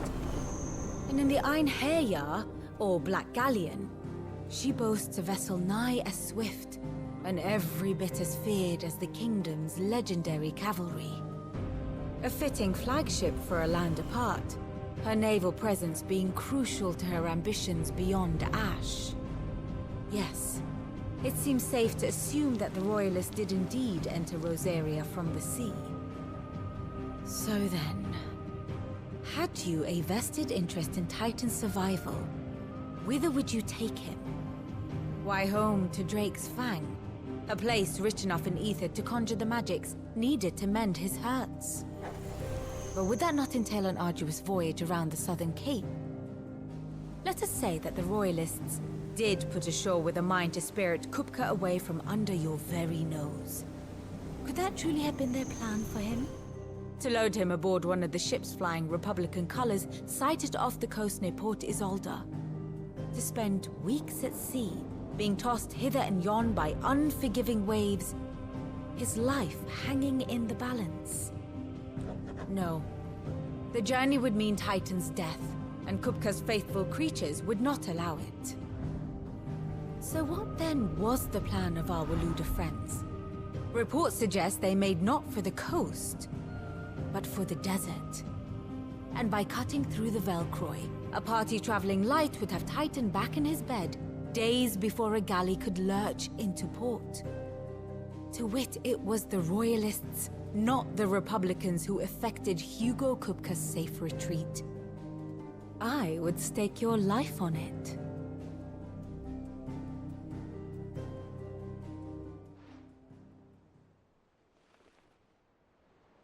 So it was the Waluders who spirited the wretch away.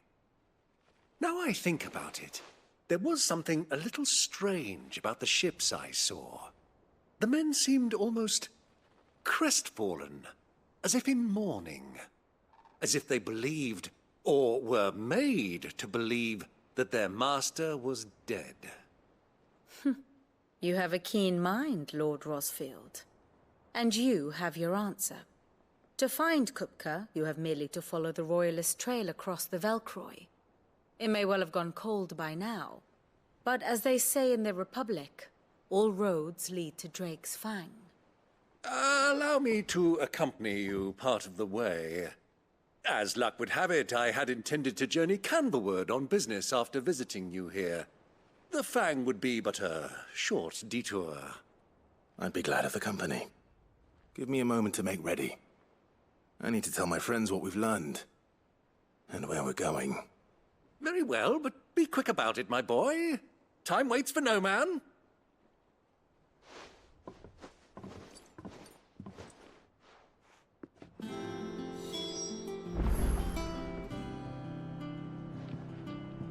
Ah, my favorite pupil.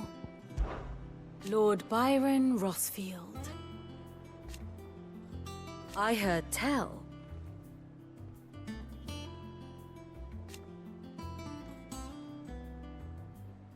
Why?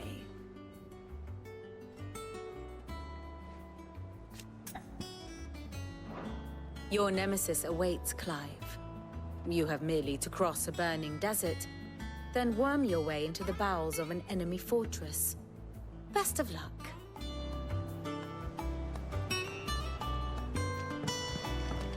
Lid's finished outfitting her little workshop, I hear. With a little help from Sid, of course. Of course. Our new leader's no better at resisting her wheedling than the old one was.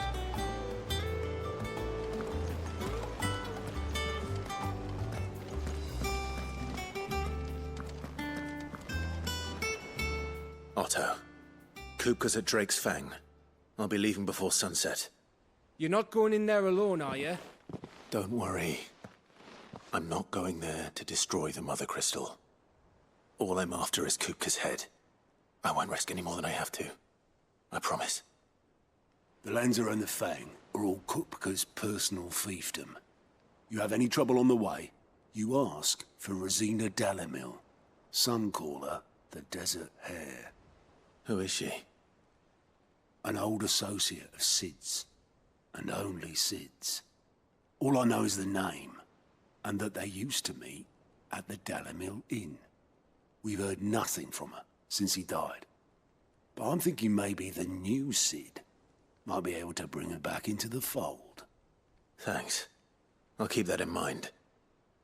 So, what about your uncle? I mean, he's welcome to stay, but... Don't look so worried. He'll be coming with me. Thank fuck for that. Gav, Otto, I'm leaving you two in charge. You can count on us.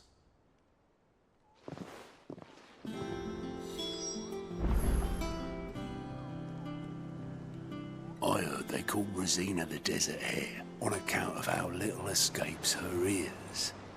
That and her habit of bolting at the first sign of danger. But if she knew Sid was looking for her, she might just be tempted back out of her burrow. What's wrong, Gav? It's this gold your uncle gave us. Are you sure it's all right for us to take it? My uncle isn't easily refused. Especially where dispersing his wealth is concerned. But 2,000 talents. I don't even know how much that is in Gil.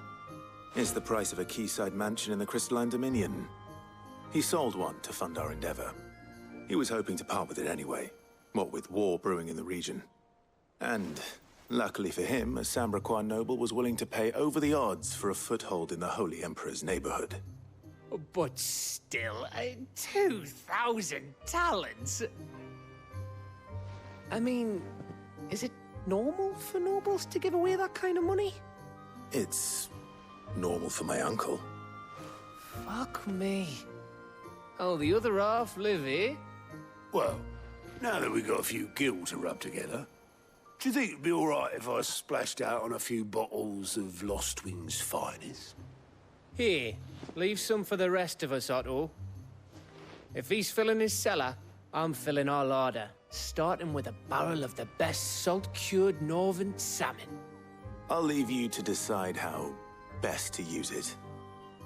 Just don't spend it all at once, all right?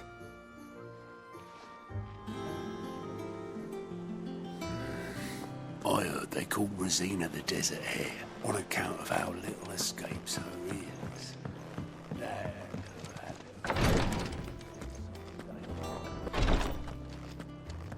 Jill's staying here, and that's that. I should have never let her go with you to Rosalith.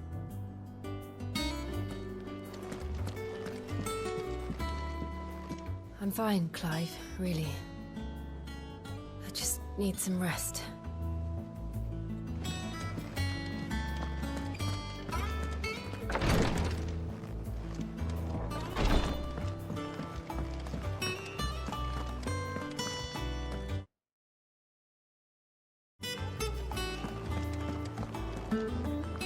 May the winds of fortune be forever at your back, Sid. Don't say that. The last thing you need when you're crossing the desert is for the wind to pick up.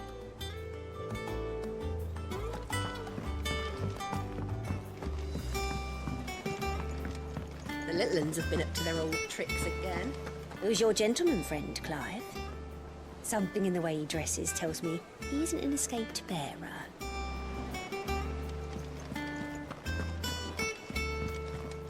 Who's this blue bloke?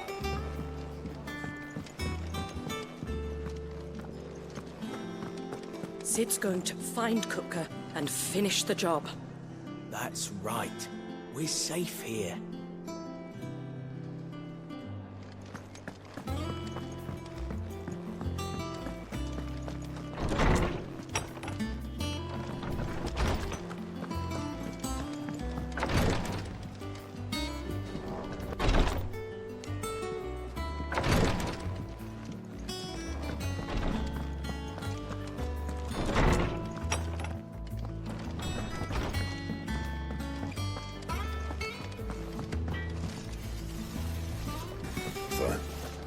What do you reckon Mid's going to make next? A bigger water cleaner thingy, maybe? One that could make the whole lake all nice and clear? That could certainly be profitable, especially as crystals become scarcer and scarcer. Perhaps we should ask what she'd need. Welcome back, Sid. Don't be a stranger, Sid. Oh, Maeve knows how to brew a bitter, all right. It's back from Canva, I hear. I expect this place will be sprouting wings soon enough then.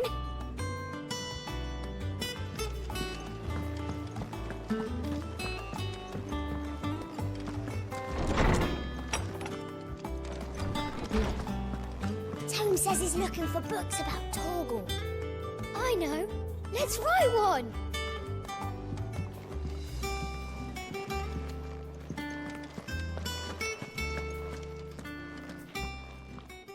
My knowledge is yours. From the moment of her very first steps.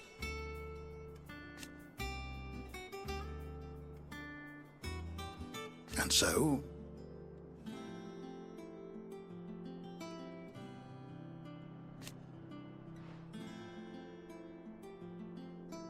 as to why she has stayed away,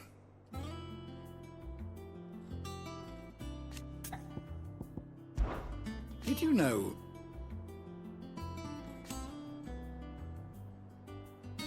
that once they had, until it was taken away?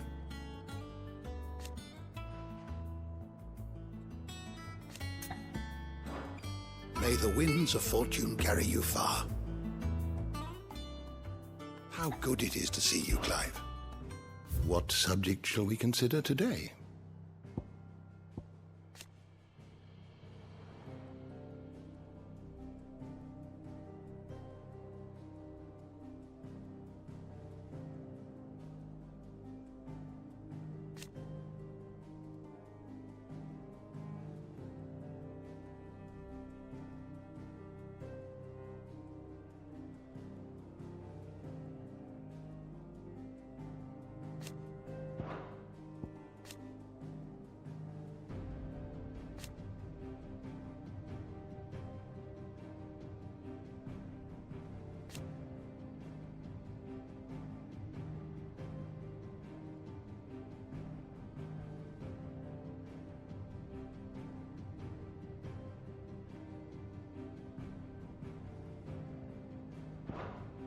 You're always welcome, Clive.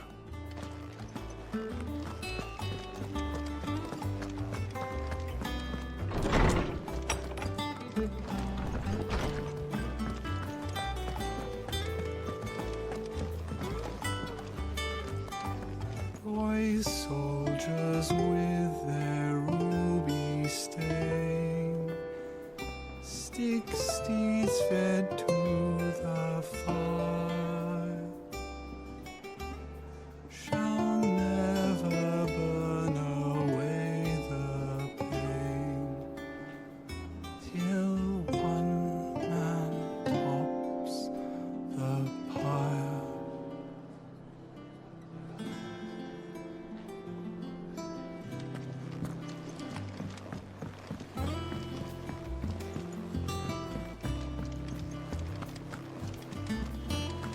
The little uns have been up to their old tricks again. Drawing. I'm ready to depart. Shall we? We shall. Come, let us away to adventure.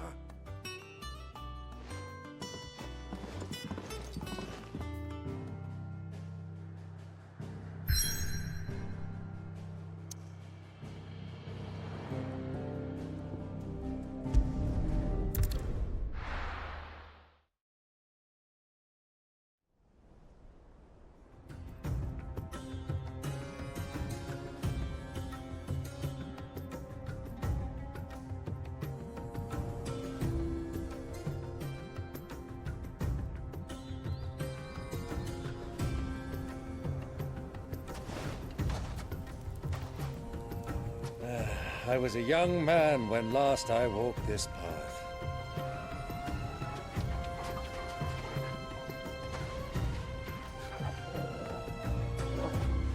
There's an old trading post not far from here. The road to Drake's Fang leads through it. The trading post it is.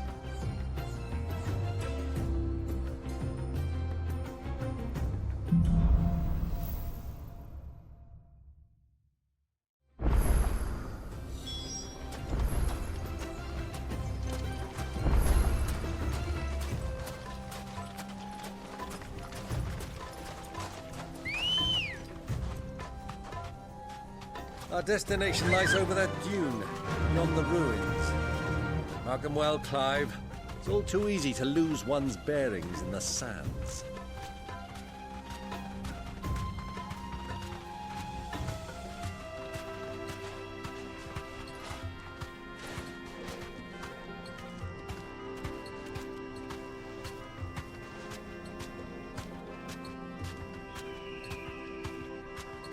Many years ago, when you were just a boy, you and I rode this way together, accompanying your father on a scouting expedition to Drake's Fang. He let me come with you. I'm not surprised you don't remember. It was just before Joshua was born. You were so eager to be there when your brother arrived that you whipped your chocobo too hard on the journey home and fell from the saddle. I shall never forget how Elwyn fussed over you as you sat in the sand, bawling like a babe.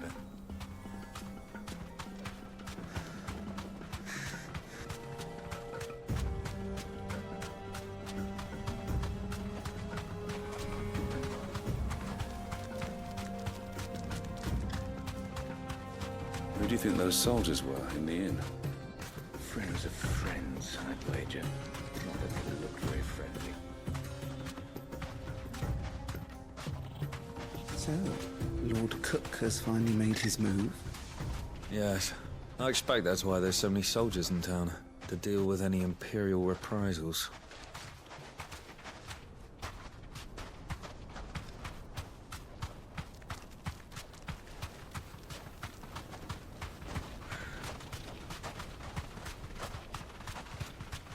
Fly, Ambrosia. Ah, there she is. The good old Dalamil Inn. Do you know, this heat has given me quite a thirst. Quick drink before we press on?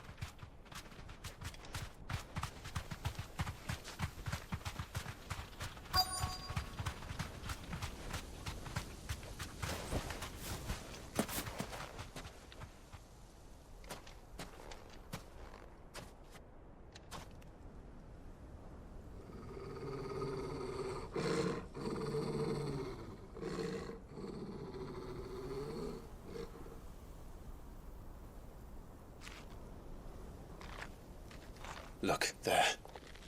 Those are Ashen steeds. No doubt about it. And such a long ride from Stonehair. Our Waluda friends must be soothing their saddle sores in the inn.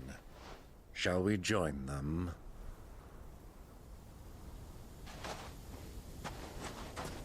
Run along and play now, Torgal.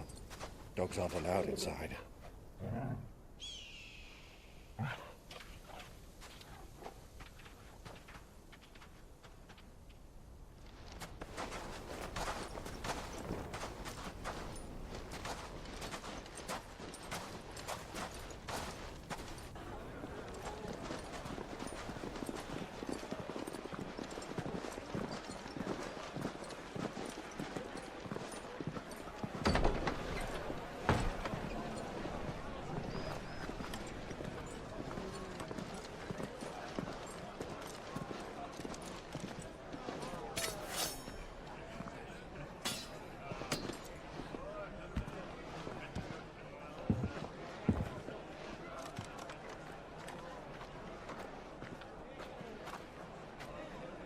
Good day to you. Eating?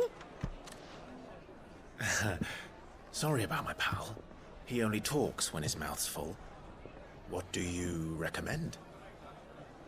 Well, if you're after something light, we do a fine chocobo soup with lentils and honey. 2 bowls of that, then. An ale. Right you are. Hey, go! Coming! Your pal? Would you rather be my squire?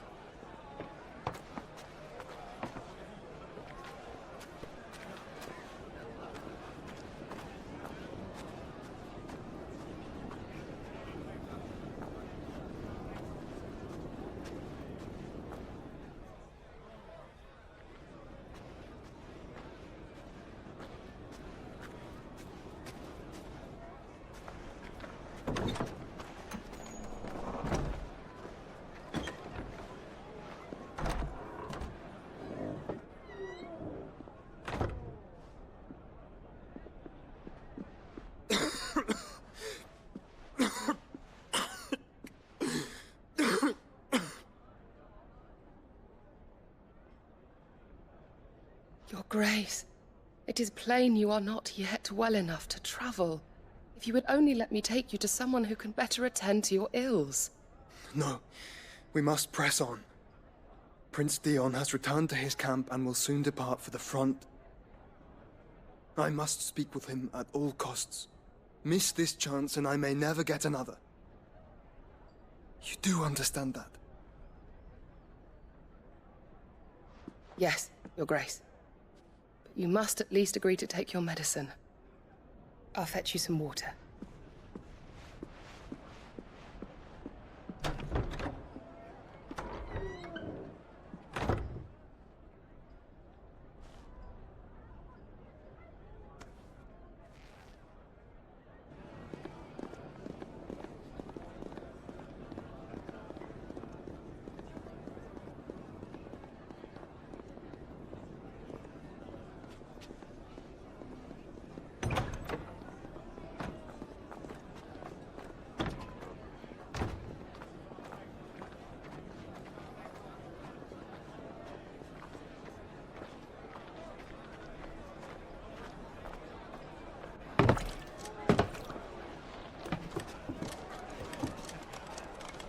Keep watch, they tell us. But all I see is sand. I hear they got our guest back to the Fang without any trouble. We'll be leaving soon enough.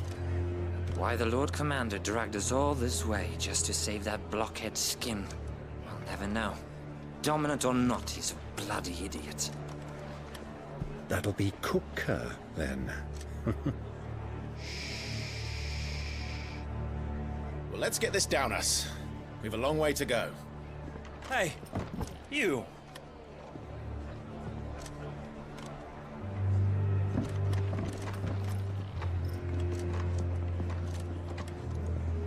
Uncle? Sorry.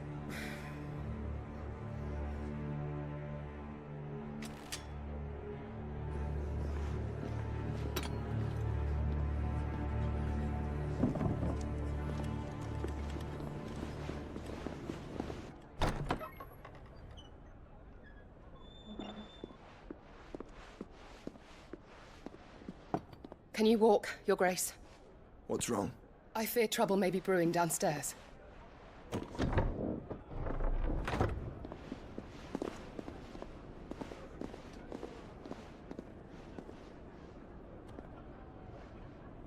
You two are travelers, are you not? Me and my companions are strangers here. Perhaps you'd be good enough to accompany us a while. Help us find our way. Sorry, lads, but we've got business in camera that can't wait. Ah, I'm sure you could spare us an hour or two. Come on.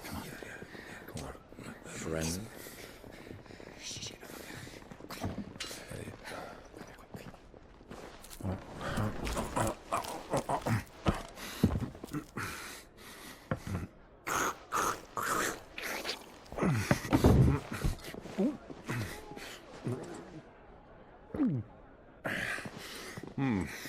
I'm afraid we don't have a moment to lose.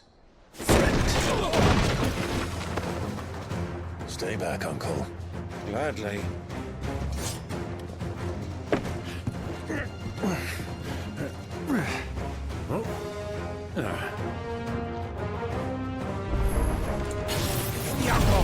Take him! Try it.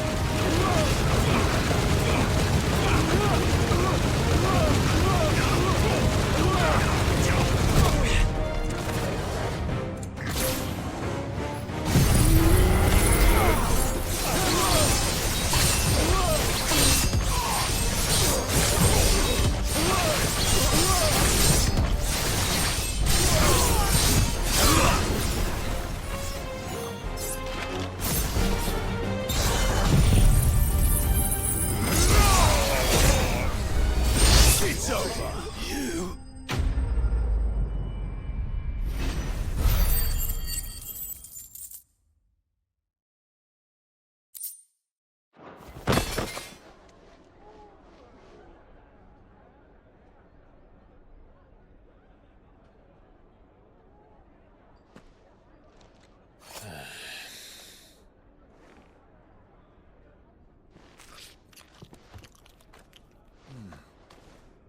For your trouble.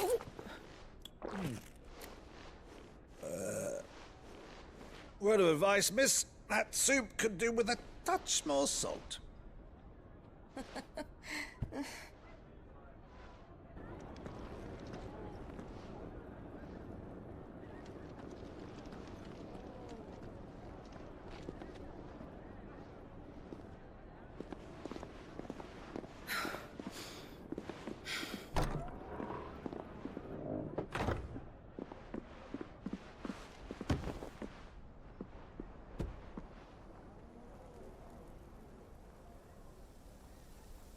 Now's our chance.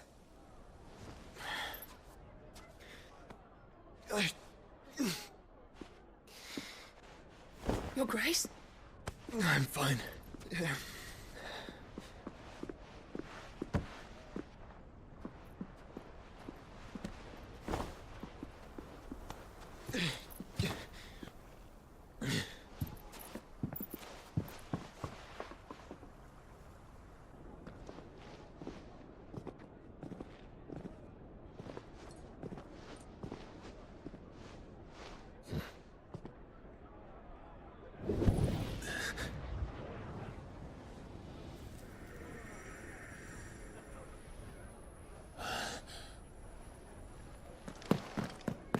Clive?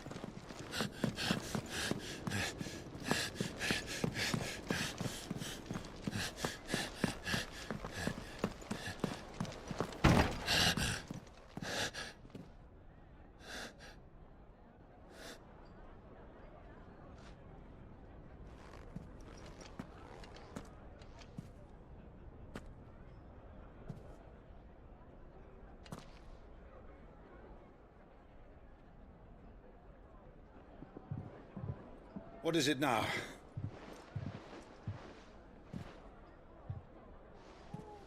It's nothing.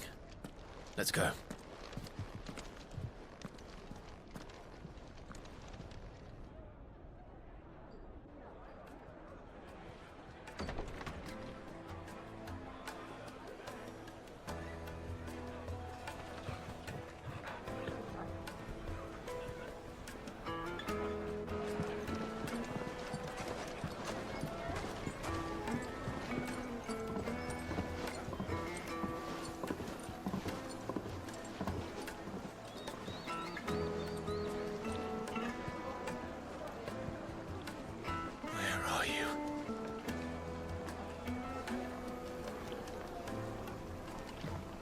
Well, we didn't know where to find Kupka before.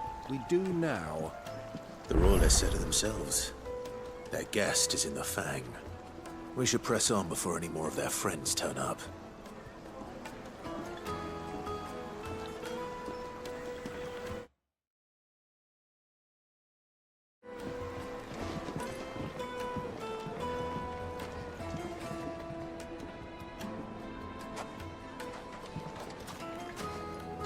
Made from the stoutest stoneware. Won't chip, won't crack, no matter how rocky the road.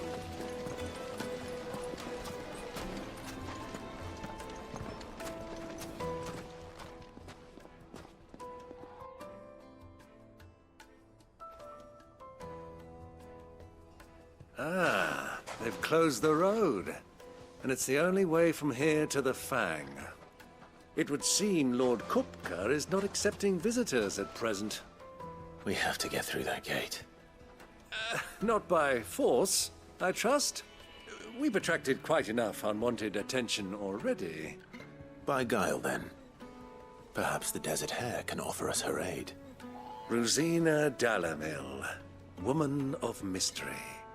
But how will we find her? We know naught of her but her name. And that she was working with Sid. Sid's other collaborators have all been people of means, the wealthiest and most successful members of their communities. I'll wager this Rosina Dalamel is the same. That would certainly help to narrow the search.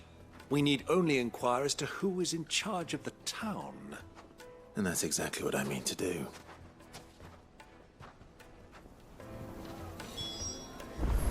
Looks like we won't be getting back to Drake's Fang anytime soon. Well, it's not like we've got a reason to. Whatever this emergency is, they've shut down the whole mine for it.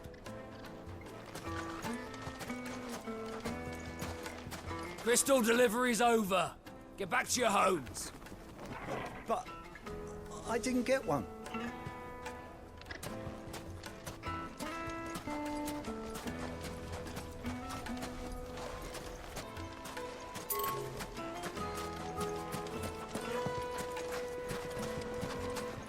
Mummy, I want to play with the crystal.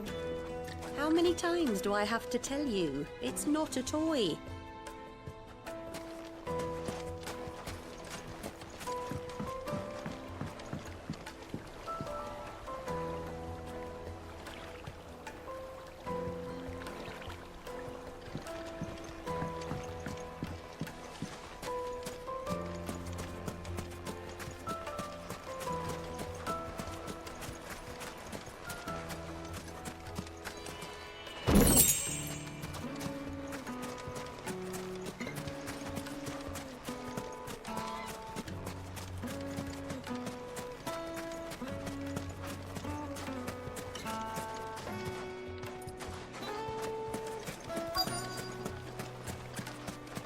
Light it, for Gilbert's sake. You're a bearer, aren't you? I was a fool to waste good coin on you.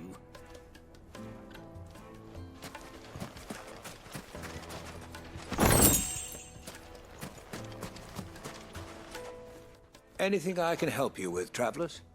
Allow me. My good man, we represent one of the oldest and greatest trading houses of Port Isolde. We're seeking to expand our business in the region and would very much like to make the acquaintance of Dalamil's leading entrepreneurs. If only we knew where to find them. Well, we're best known for our baths, our markets, and our smithies. I suppose you could do worse than start your search at one of those. Thank you. You've been most helpful. Oh, you wouldn't happen to know a lady by the name of Rosina Dalamil, would you? No. I can't say I do. Well, thank you all the same.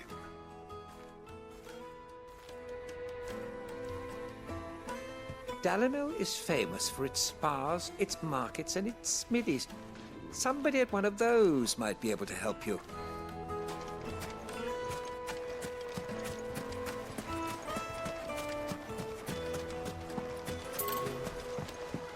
This river runs all the way to the southern seas. They used to load the crystal onto barges and sail it to the villages downstream. Before the canyons were lost to beasts and bandits. When I was a girl, I would wave to the boatmen as they set off on their long journey, and they would throw me sweetmeats in return. Such happy times.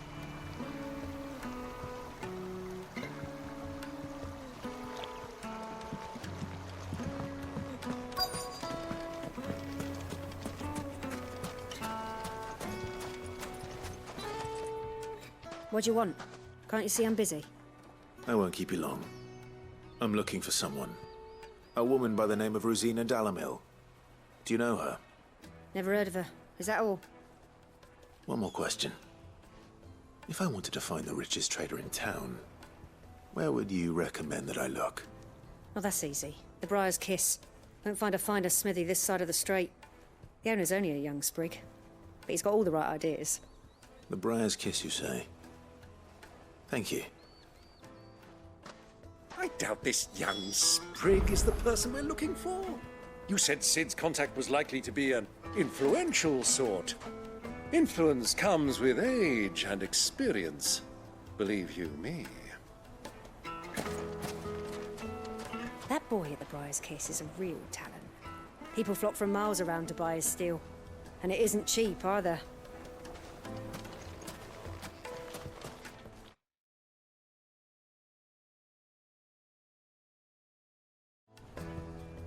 $1,000 for a measly bunch of Gazal greens. I named my price. If you can't pay it, that's your problem. It's all the fault of this blasted war. The moment they find out you're from the Empire, they flat out refuse to do business with you.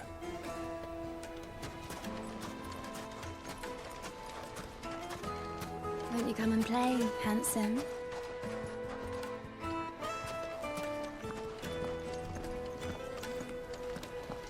Your arms are like iron.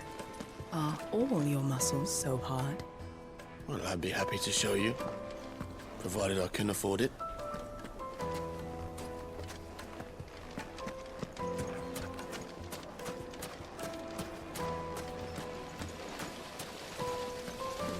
How about a hot bath to soothe the aches and pains of the road?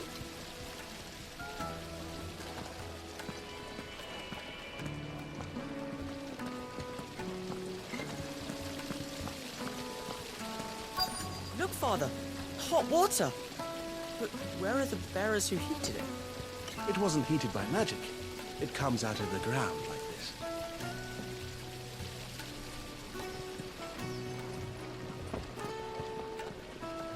This town is truly blessed. The bustling markets, the healing waters, and all under the watchful eye of Lord Kupka, who stands ready to crush any threat that might face us.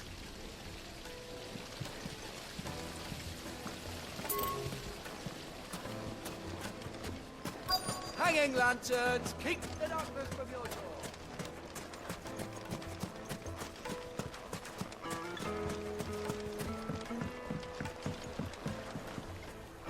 Can I help you?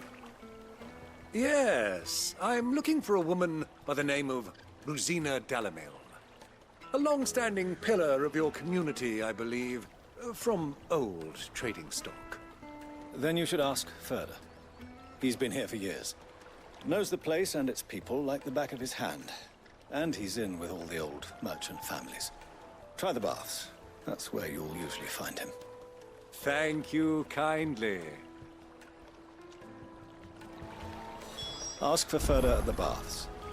If this woman you're looking for is still around, you'll know where to find her. Well, it sounds like we have our man. Perhaps. Let's go and find out exactly what this Furder knows. Wheat incense! What's wax candle? Excuse me. Are you Furder? I am. Can I help you, travelers? I hope so. You've lived here for some time, is that correct? Do you know Rosina Dalamil? We believe she may be a trader of some renown. And what business do you have with the desert hare? She was a close friend of mine. I was hoping she might be able to help me. Very well. Go to the bordello. I'll arrange an introduction.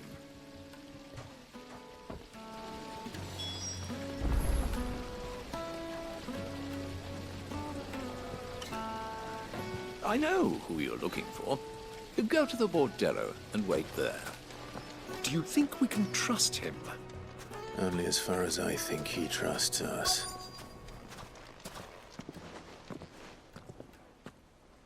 So you're the ones who've been sniffing around? I beg your pardon? Don't play the fool.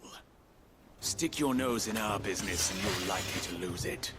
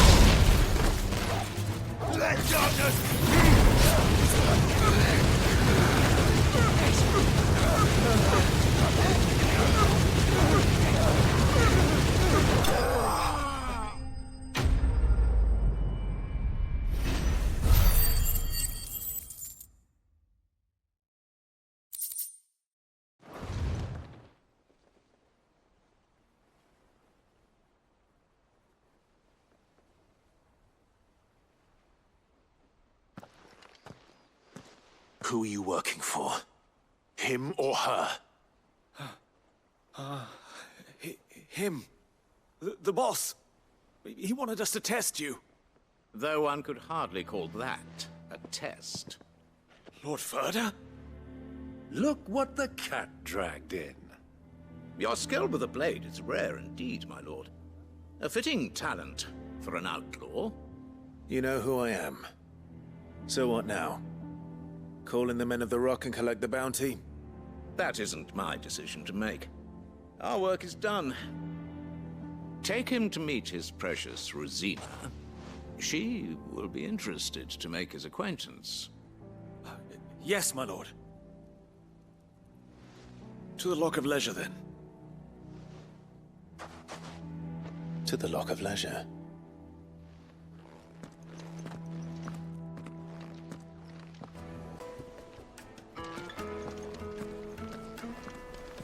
You have passed the test, Sid.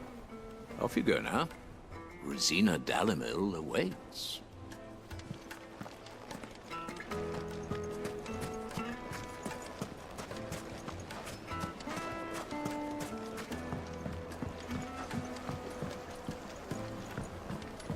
faded to a silken softness, like eating a cloud with a crust. Take a sniff, good sir. You'll be transported. My carpets have pride of place in Castle Dasbog. You too can live like a lord.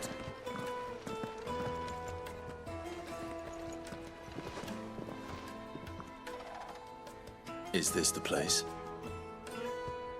Lubor's Forge. The Briar's Kiss. Ah, so it was the young sprig after all. So much for Rosina Dalamil being a woman of experience. How wrong I was. It was an easy mistake to make, Uncle.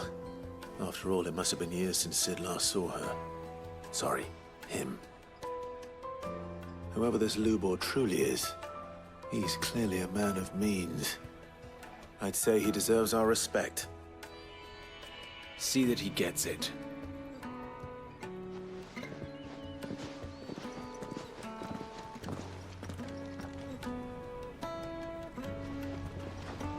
Lubor, Lord Furder told me to bring them to you.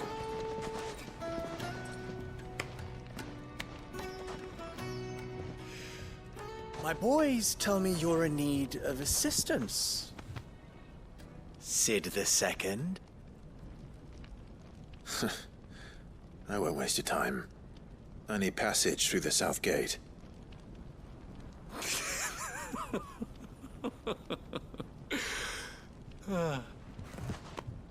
Tell me, what do you think is a merchant's most important commodity? Why, trust. Everyone knows that. Without it, you have nothing. And nothing is exactly what you have. And so, for you, I too have nothing. I'm not in the business of helping every lost puppy that wanders in off the street. I'm a busy man, as you can see. Let's leave this mummer to his farce. By all means. Find someone else to help you on your way. Just be sure to tell them you're not the two travelers from the inn the guards are looking for. Don't want them jumping to conclusions, do we? Why, you... So, what do we need to do to earn your trust?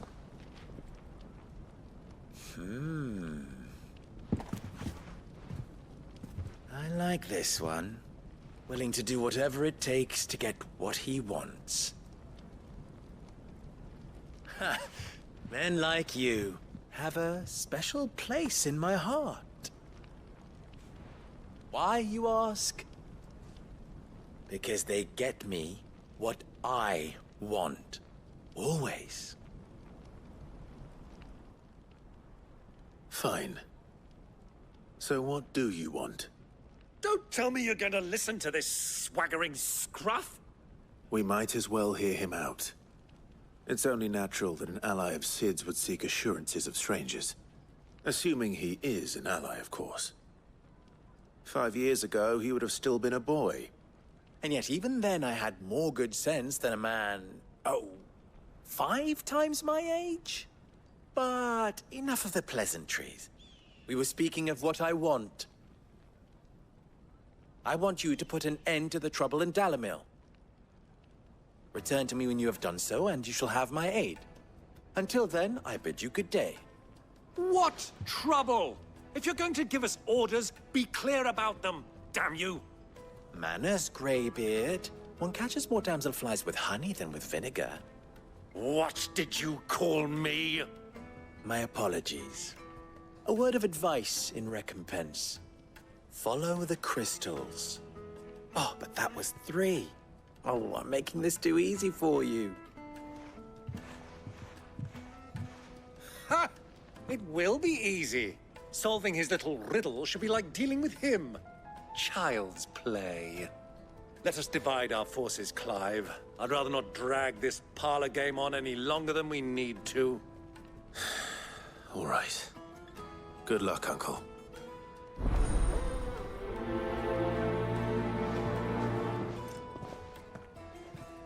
thought we were the only ones causing trouble in Dalamil.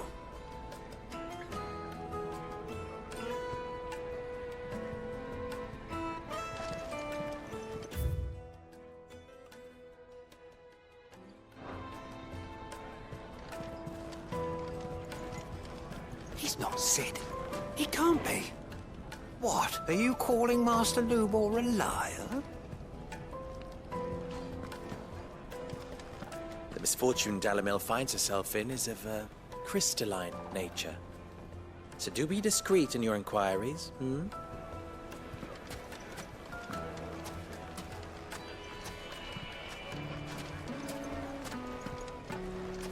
Master Lubor has high expectations of you. Don't disappoint him.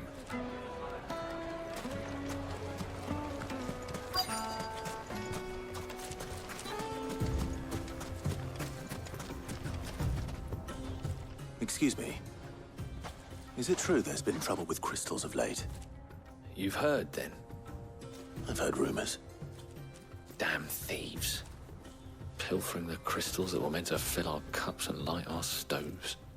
Us common folk have hardly had a shard to share between us these last few moons. And it isn't as if we can buy them on the black market either. Whoever's taking them, they aren't sharing.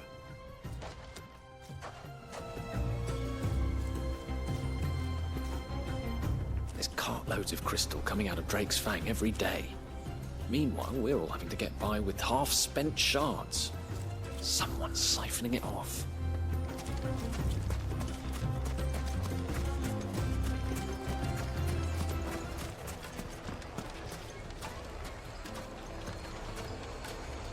Why's the tavern shut?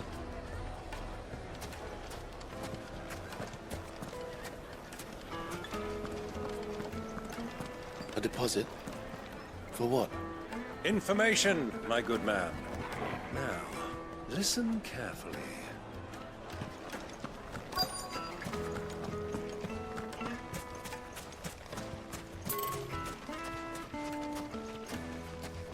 Clumsy lout. If anything's damaged, it's the lash for you.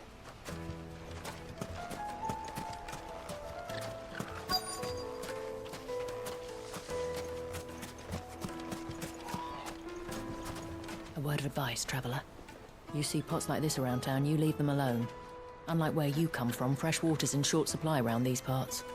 We store what little rainwater we get in these pots for, well, not a rainy day, but you know what I mean.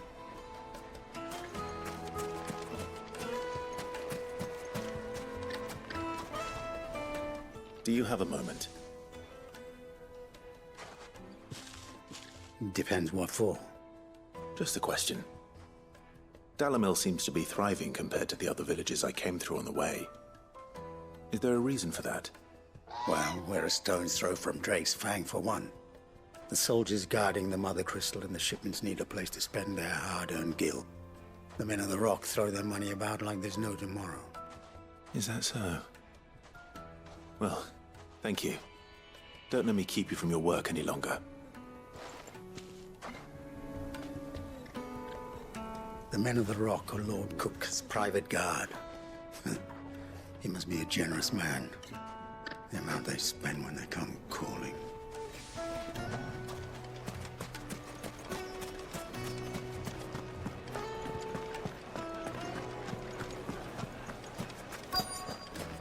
Fresh bread, warm from the oven. You wouldn't believe how much he gave me. Well, what can I do for you, soldier? Need that sword polishing? I'm not a soldier. Ugh, then be off with you. I serve the men of the Rock and the men of the Rock only. You have an agreement with them? Don't be stupid. I just know which side my bread is buttered. Don't want to be stuck under some pauper when they come knocking. With pockets deeper than Zemeckis and an urge to empty them. No, just leave, will you? Before you scare them off.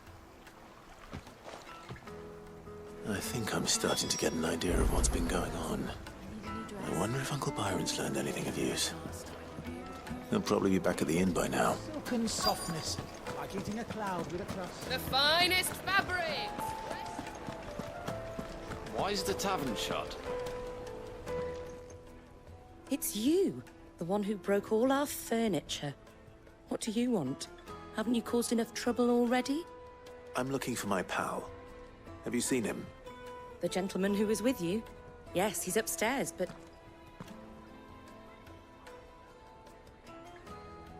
Thank you. I'll go and fetch him.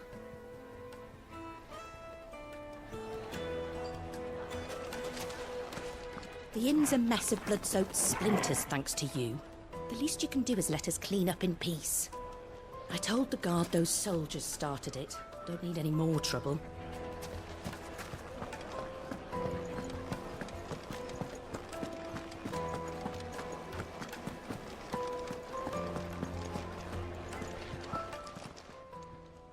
Huh?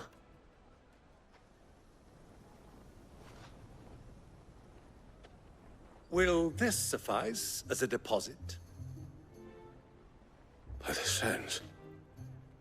That's a black pearl. One of the many treasures in my collection that I would be only too happy to part with, should you give me reason to do so. All right. I'm sure that we can come to an agreement, but not here. What are you doing, Uncle?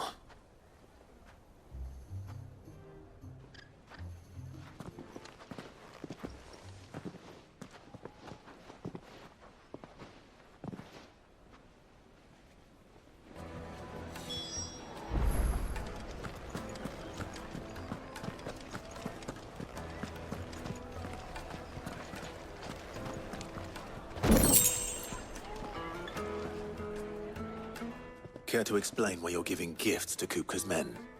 Bait, my boy. One cannot catch one's prey without it. And I do believe I've snagged us quite the quarry.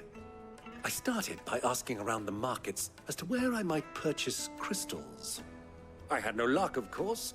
It's forbidden to trade in such things. But my uncharacteristic indiscretion just happened to attract the attention of those uniformed ruffians. They took me aside and said they could procure the crystal I sought if I proved I could pay for it. So the pearl was your proof? I thought they'd ask for more.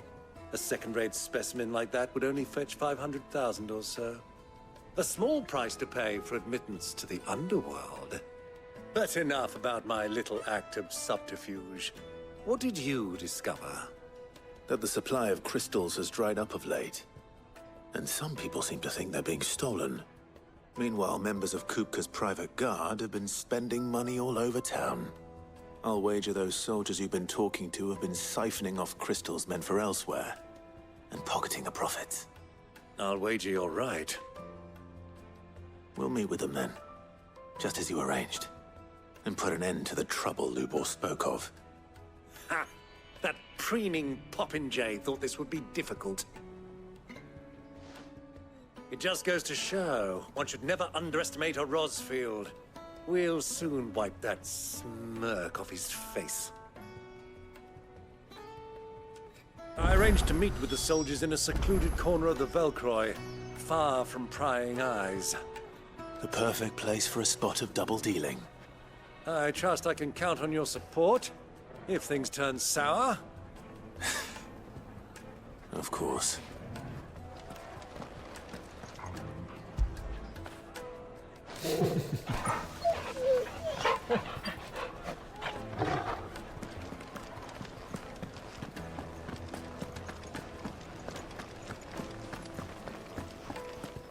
Let me treat you. I'm pretty flush these days. Are you now? I need a drink.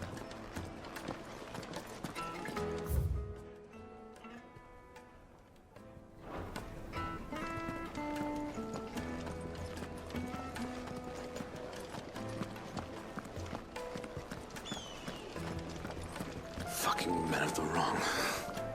Anytime they pull their snouts out of Kupka's trough is when they want to lord it over us.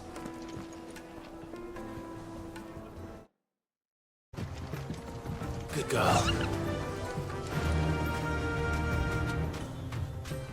Yeah!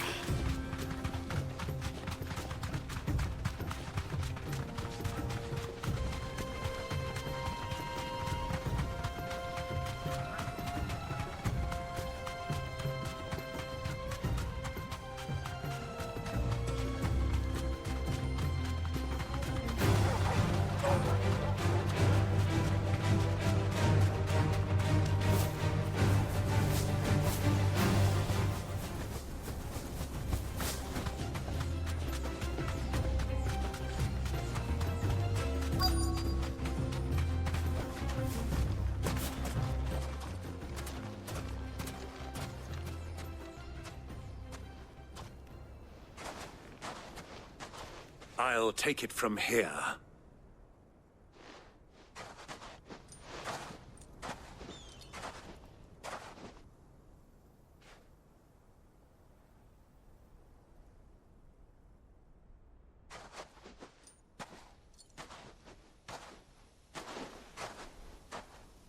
I was beginning to think you weren't coming, my lord. You've brought your contribution? All the silver and stones I could scrape together at such short notice? You brought the whole 500 talents. That was the price we agreed upon, yes? If you've no objections, I'd like to see the crystal. Of course. Right this way, my lord.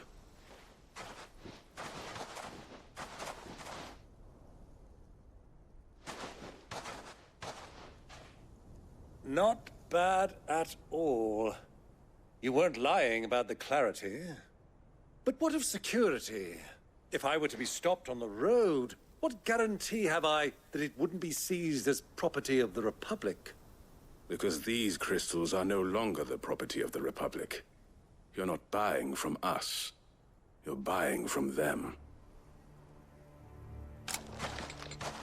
And we have no more jurisdiction here than you, my lord.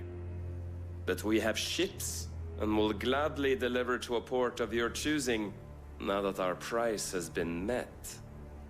Royalists, eh? What brings you here? Why, to collect their share of Drake's Fang's blessing, of course. Our nations are allies, and so they are entitled to a portion of the Mother Crystal's bounty. And, being such good friends, we elected to increase that portion and share the benefits. And now that these crystals are officially property of the Kingdom of Waloed, we are duty-bound not to interfere, no matter where they might happen to end up next. Did you get all that? They're in cahoots! So it would seem. My lord, what is the meaning of this? Double-crossing dogs. They're not here to do business. Kill them! Kill them both!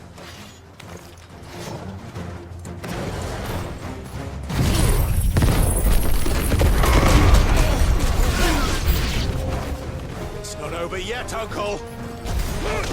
I'm just getting warmed up!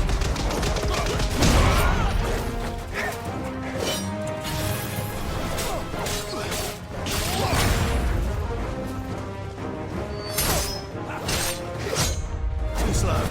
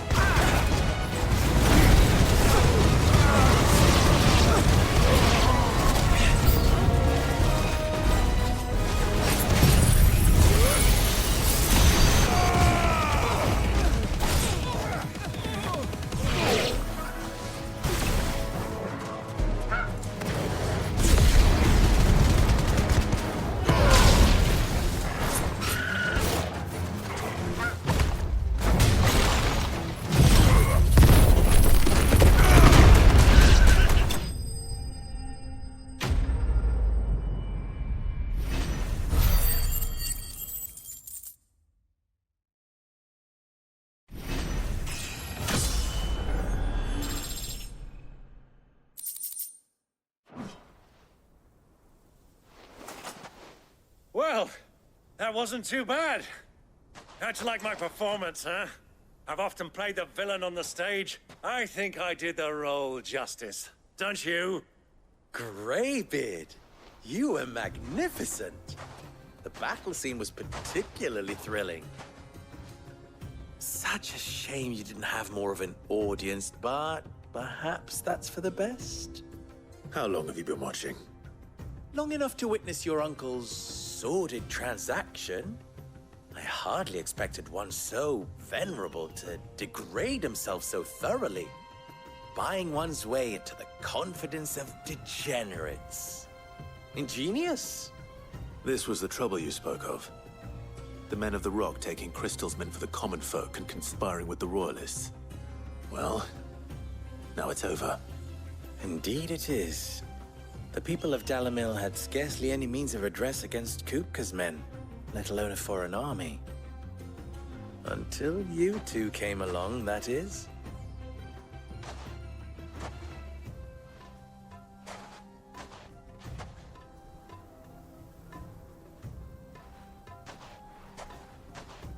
Well, we'd better get these crystals back to town. You won't mind waiting with them while I fetch a wagon.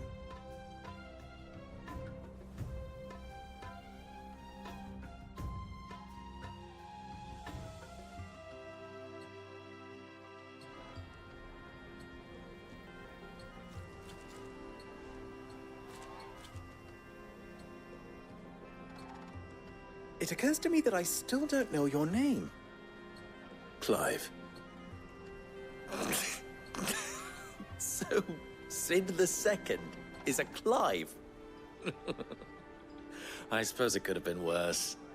Well, Clive, you held up your end of the bargain, so I must do the same.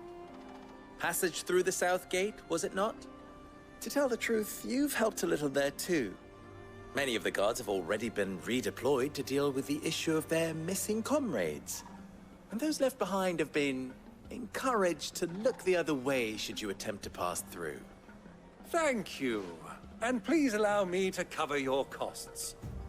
You still have the purse I gave to the soldiers, I trust? I saw you pluck it from one of the bodies. Oh, dear. Was I really so obvious? And my name is not Greybeard. It is Lord Byron Rosfield, thank you very much. No, thank you very much, Greybeard. Of all the... Ugh! Here, wear this.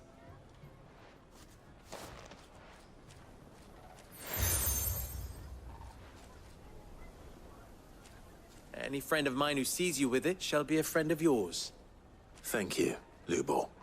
And please, feel free to send one of my Stoluses back to your people. Tell them that Rosina Dalamil is back in bed with Sid.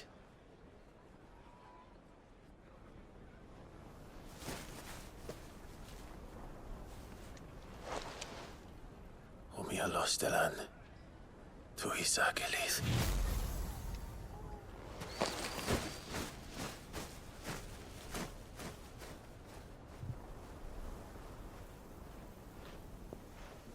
I'm trusting you, Sid. Or should I say, Clive. So be sure not to let me down. I have a reputation to uphold.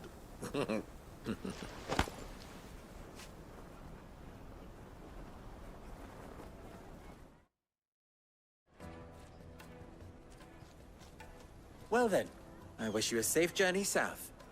Thank you. Not at all. It was my pleasure. Come on, Uncle.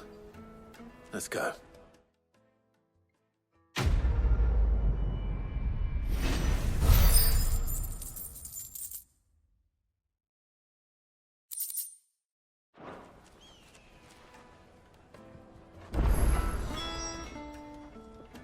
What is it now? You and I? What?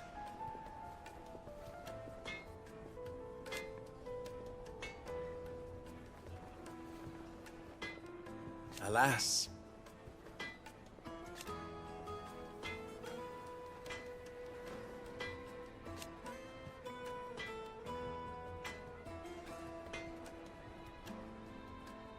Still...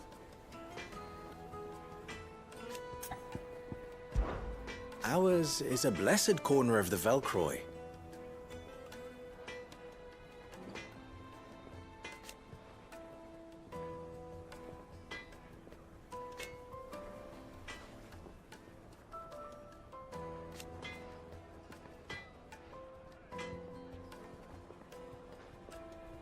At least they did.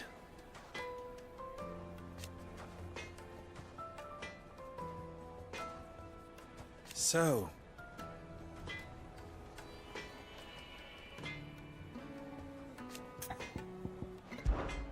how very fitting.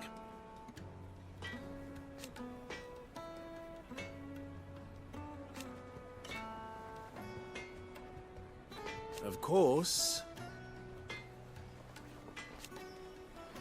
there's simply no other way.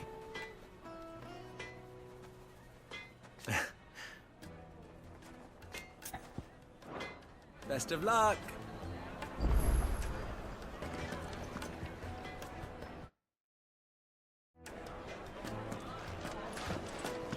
My carpets have bright It would make a fine. Kneaded to a silken softness, like eating a cloud with a crust.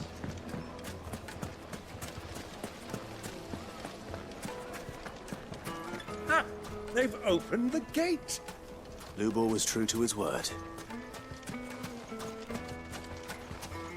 We should get going soon. Do you have water? I've got a crystal. So long as we stay out of the Deadlands, we'll be all right.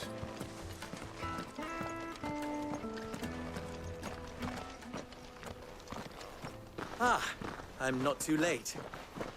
What is it, Lubor? A question that I neglected to ask earlier. Where is it that you're bound? To Drake's Fang. To finish Hugo Kupka. Just as I thought. Then allow me to share a secret. Drake's Fang is currently riddled with royalists. Talmeki and Walud are allies, and as you have seen, their soldiers work hand in glove. But no nation has ever before allowed a foreign army to make a barracks of its holiest of holies. Not by choice, at least. And there's more. A man on the inside of the Fang has failed to report for several days. I fear there may be more trouble lying in wait for you on the road ahead. Isn't there always? If you're determined to beard the lion's den, then promise me one thing. That you will enter via the mines, where the guard is lightest.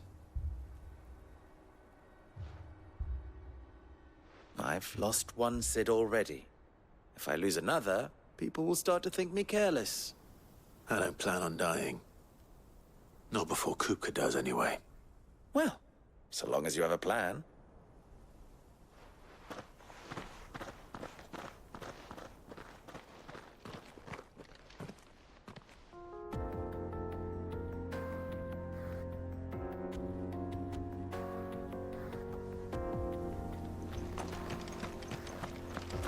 Drake's Fang should be just beyond these springs. Shall we press on? Press on.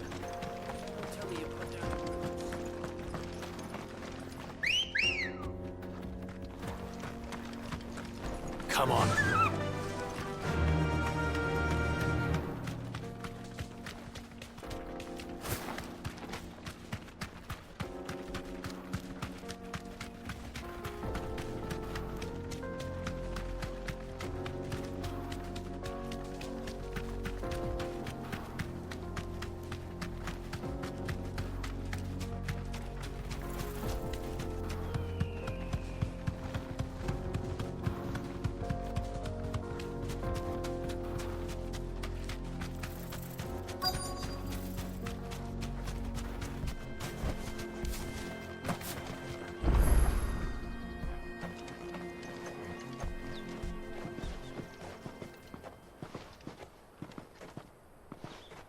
There it is. Drake's Fang.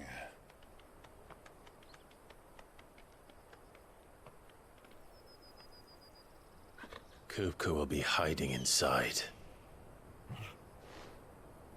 Along with goodness knows how many guards, all on highest alert.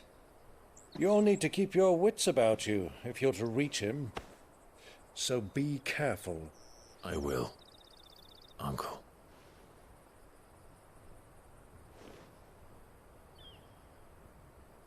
Before you go, Clive, allow me to apologize.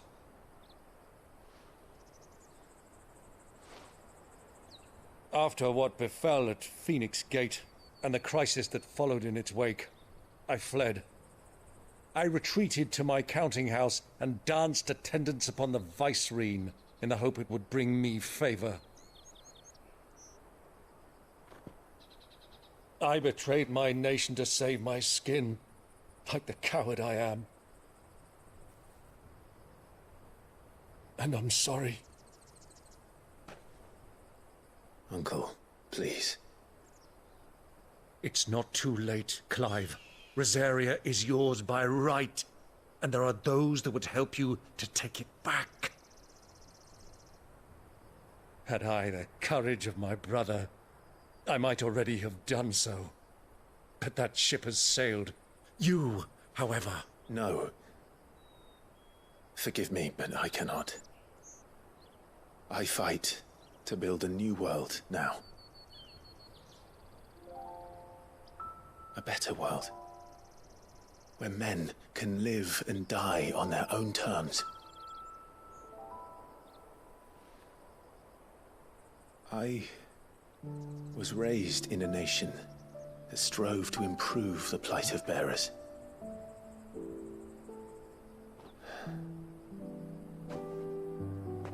Only later did I realize that spark of freedom did not arise by chance, but was kindled by my father.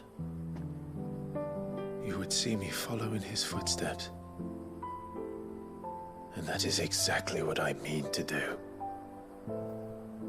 Not by ruling Rosaria, but by extending his ideals to the whole of the twins. Though every soul in the realm may judge my actions heresy, I am certain my cause is just. You really are just like him, you know?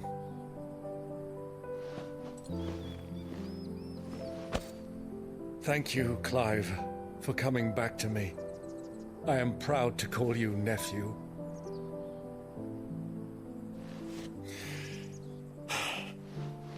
Well then, this is where we must part ways. Wish me luck in convincing my Canvarian friend to share his considerable talents. I mean to plunder his coffers and prove myself worthy of a place in your merry band. Till then, my boy. Till then, go safely, Uncle. And you, nephew. We have much to catch up on, you and I. I shall expect you to regale me with the tales of all your adventures when next we meet. You can regale me too, Torgal.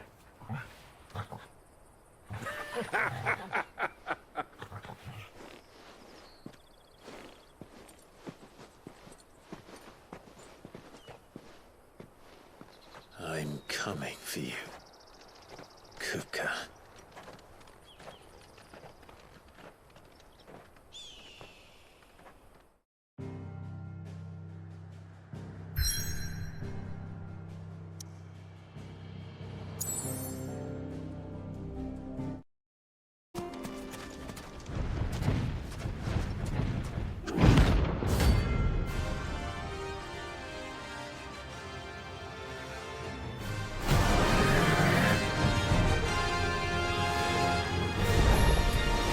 Well, Clive, looks like we're gonna need an even bigger sword.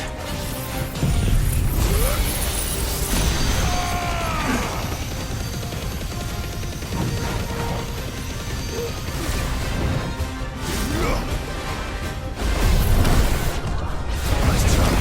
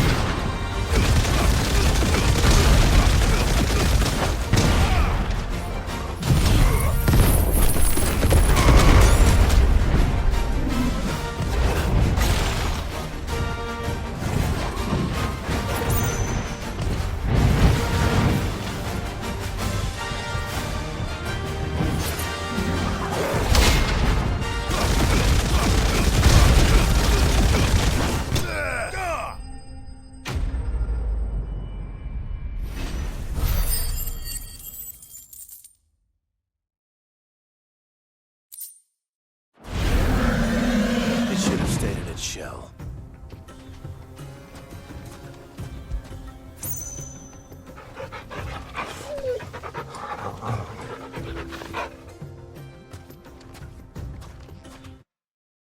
Eat for a little while.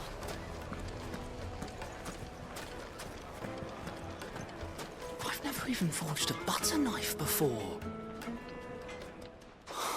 Perhaps Forge Master Luber's having fun at my expense. I wouldn't put it past him. Neither would I. Oh, wait. Are you Clive? Sorry, my mind was elsewhere. I'm Sava, Master Luber's least accomplished apprentice. Soon to be former apprentice if I don't pass this test. Maybe I'm just not the resourceful type. People are buying up weapons faster than the Briar's Kiss can forge them, and here I am, unable to make a decent bit of kitchenware. He wants me to make a carving knife, one that embodies the spirit of Dalamil. Whatever that's supposed to mean. I don't suppose you have any idea what he's on about, do you? I'm afraid not. Never mind. Thought I'd ask. It was that or pack my bags. I could give you a hand if you like. I know how busy the Briar's Kiss has been, and that Lubor needs all the capable hands he can find. I'd be a fool to refuse. So, where do we start? Good question. If I'm honest, I've never made any kind of knife before. And then there's this little riddle to keep in mind. The spirit of Dalamil. Nothing is ever simple with that man. The way I see it, there's only one way we'll be solving Lubor's puzzle. We need information. The more the better. You're right. There's no point fumbling in the dark, I suppose. Now, who to speak to first? There's plenty of folk in Dalamil who use knives for a living. There's the butcher, of course, and any number of cooks. They're bound to have an opinion or two about the tools of their trade. All right. I think we have a plan. Let's get to it, shall we? I'll talk to every cook I can find. You speak to the butcher, and anyone else you can think of. All right. Good luck. Let's hope that someone says something useful.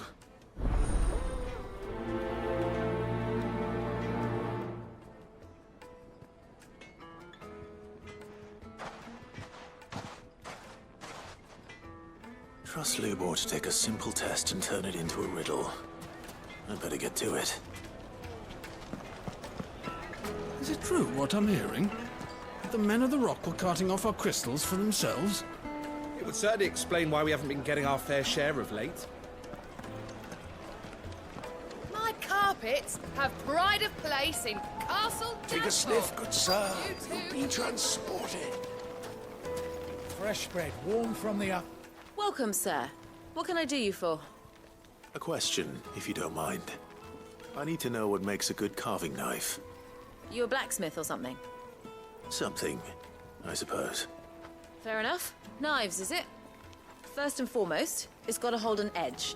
Most knives will make it through fat, no problem, but sinew dulls cheap steel in no time. Give me a blade which can slice through anything that crosses my chopping block, and I'm a happy woman. So a knife that stays sharp. Makes sense. Put a knife with an edge like Odin's razor in my hand, and I'll make short work of any carcass.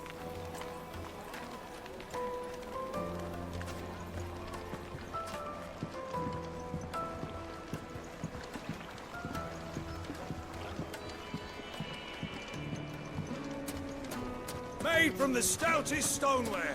Won't chip, won't crack, no matter how rocky the road. I'll be asking for you again, my sweet. Won't you come and play, handsome? 1,000 gil for a measly bunch of Gazal greens. If you can't even fill my cup, you're no use to me.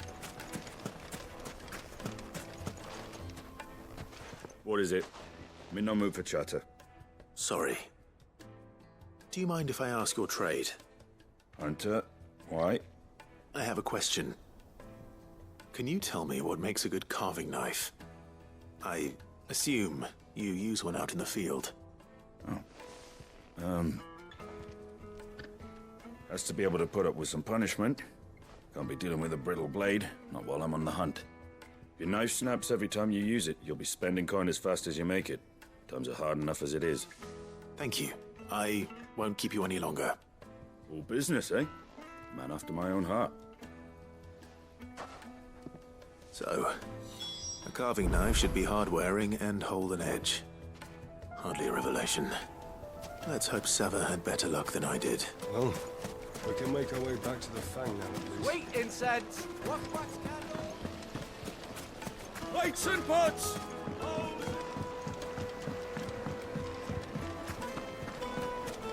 It would make a fine gift. Is it true what I'm hearing? So, how'd it go? You learn anything useful, or should I be looking for a new trade? Only that a blade should be durable and stay sharp. But I don't see how that relates to the spirit of Dalamil. I didn't have much luck either. All the cook said was that he needs his knives to be light. Too heavy and they do his shoulder in. So we're no better off than when we started. Perhaps Lubor didn't mean anything with his Dalamil remark. But that can't be right. I've bandied enough words with the man to know that he chooses them carefully. No. We must be missing something. Something right in front of our noses, most likely. No doubt you're right, but I have to make a start soon. I can't put off making this knife forever. Agreed. Lubor wouldn't like that much. Right. I've been trained to work iron. The cheap stuff, mind. But it's hardy enough if you don't hammer it too thin, and it sharpens up nicely with a bit of effort. Trouble is, it's either durable or it's light. Meaning someone is going to be disappointed. Forge Master Lubor, probably. Is there no one else you can turn to? Someone who knows their metals, perhaps? The other apprentices know better than to help me with my test. But maybe there is someone I could turn to. A merchant, a favourite of Forge Master Lubor's, who sells metals to tradesmen passing through the Valcroy. I bet she'd know a thing or two.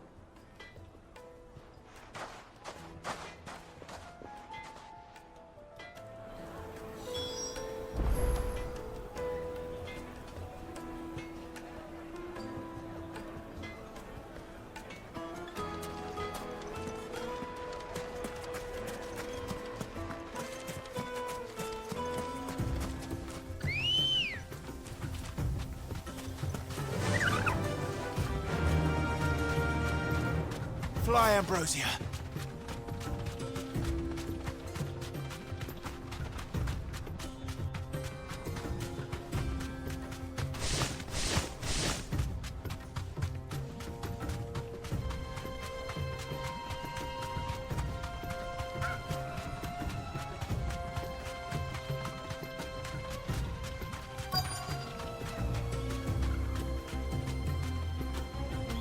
Straight home now.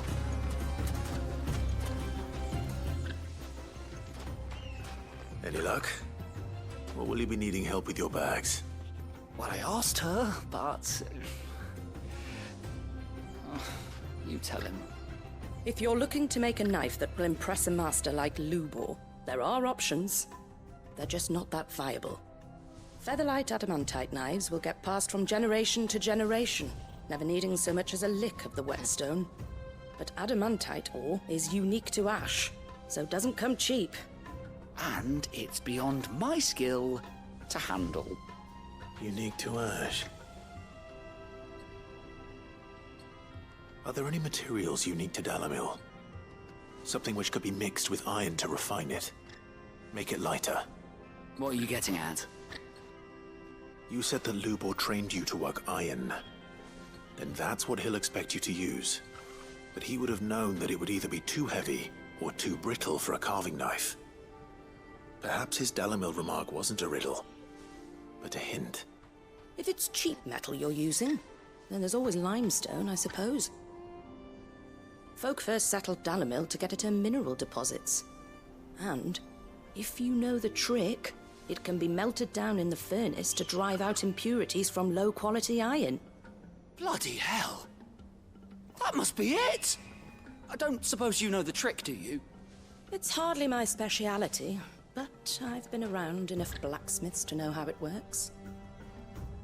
Looks like I've got some learning to do. Clive, I hate to ask after all that you've done for me, but... The limestone? Fine. I can hardly abandon you now. Besides, I want to know if this is the answer to Lubor's little riddle. I can't thank you enough, Clive. You'll have no trouble finding limestone over in the terraces. The place is bloody made of it. Then I suppose I'll meet you back at the forge. Right you are. I'll see you shortly. So, do you crush it up, or just throw it in the furnace?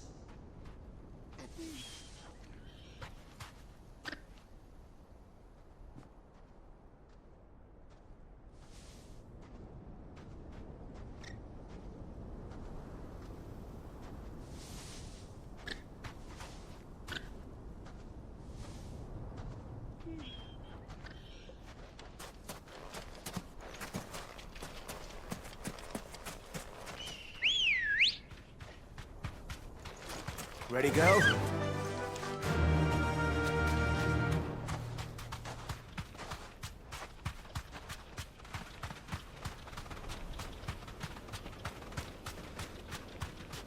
Faster!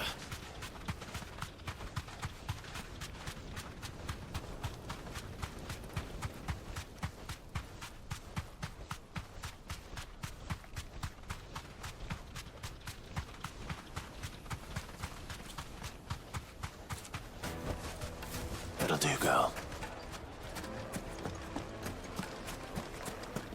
Is it true what I'm hearing? The finest fabric! The most fragrant herbs and Fresh bread, warm from the oven. Here, have a taste. Silver platters.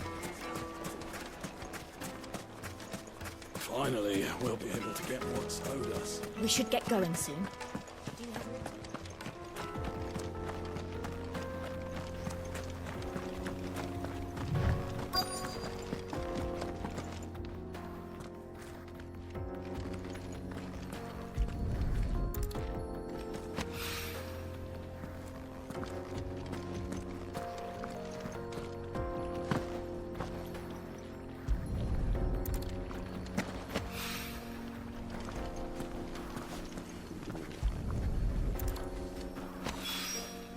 One rock looks a lot like another. But hopefully this is what Sava needs.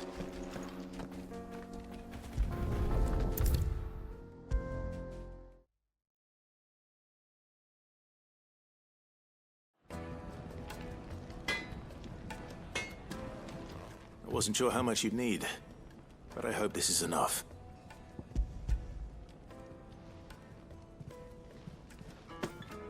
You are one of the good ones, you know that. You and that merchant both, she's got quite a gift for teaching, that one. Now, time to see if limestone is the secret weapon we were hoping for.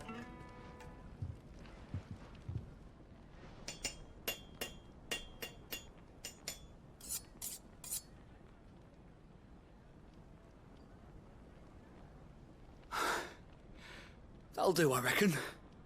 A knife forged from the very rocks of Dalamil. Her spirit, if you will.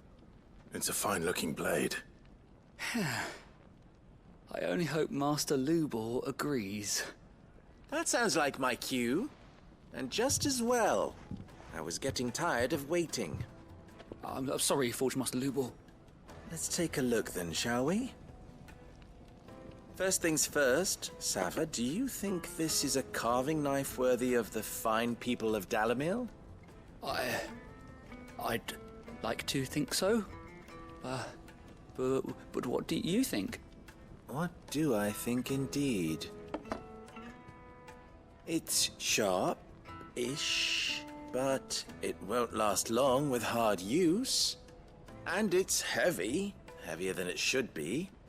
You might not think it just to hold it for a moment, but sell that to a cook and you'll never hear the end of it. It looks like someone paid a visit to the terraces. The limestone was a step in the right direction, granted, but one that still leaves you short of the mark. And I was so certain I had it all worked out. I don't know who you found to teach you that little trick, but it certainly shows initiative. Next question. How much do you think I would charge if I'd made this? Well, if it took you even a fraction of the time it took me, I would say you could demand a heavy purse. And who would be able to pay that? The butcher? The hunter? The cooks over at the inn?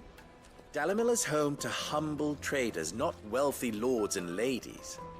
Rule number 1 in any business, Sava: know your customers.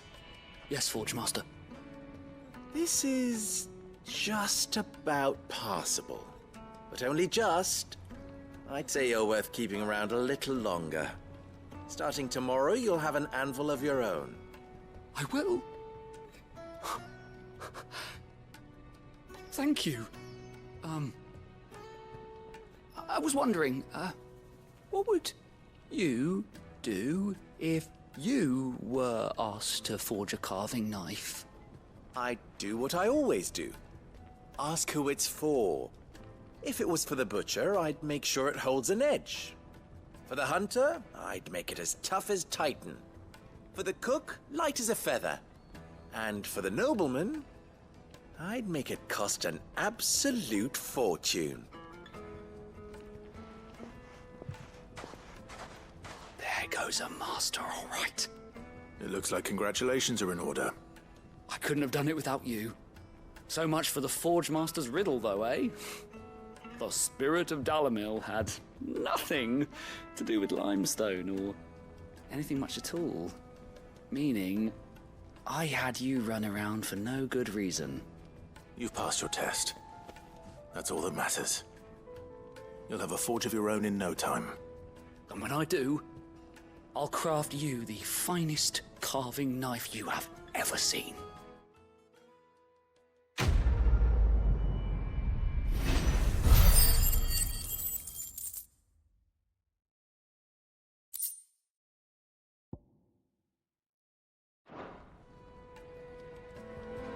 Thank you, Clive.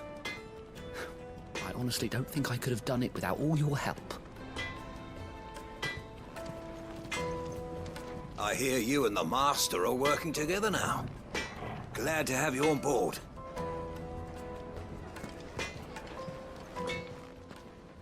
What is it now? Best of luck. Plates and pots! Bowls and basins! The baths are, closed for scrubbing. Please bear with us a little longer. Everything I've worked for. Ruined. All those years of toil.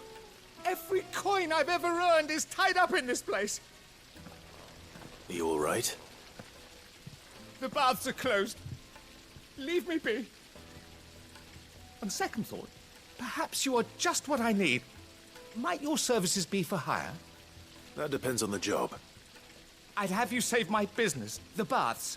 The water's turned scalding hot and all the crystals in Dalimil wouldn't be enough to cool it.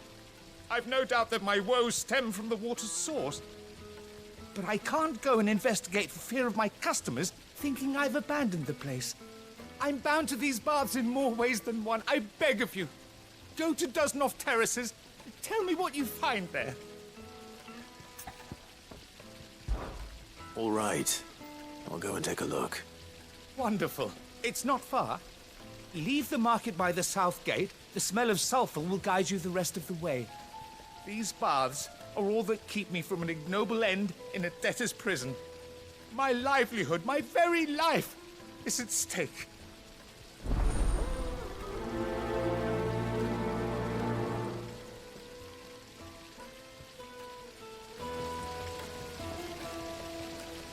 In all my years tending the baths, I've never known anything like this to happen. Please, find out what's gone wrong? The baths are, closed for scrubbing. Please bear with us. Hanging lanterns, keep... We should get going soon. Do you have water?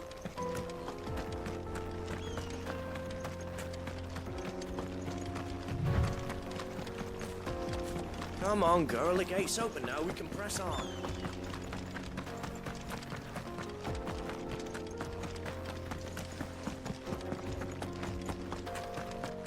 What the hell are those things?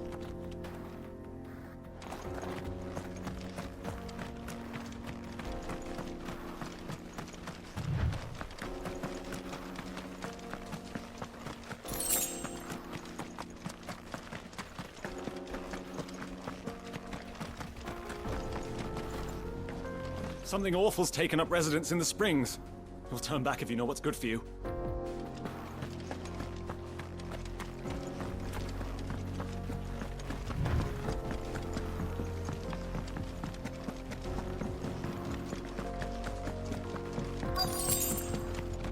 By the flames. That explains the heat.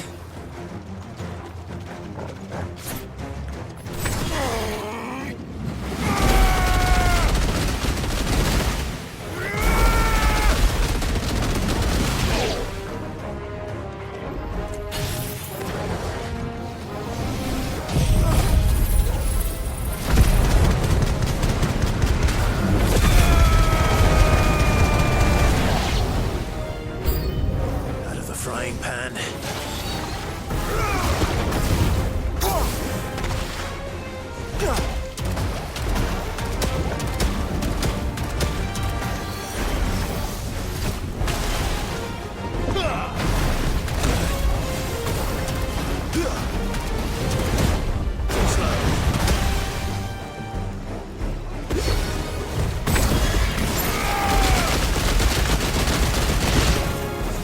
There's a good boy.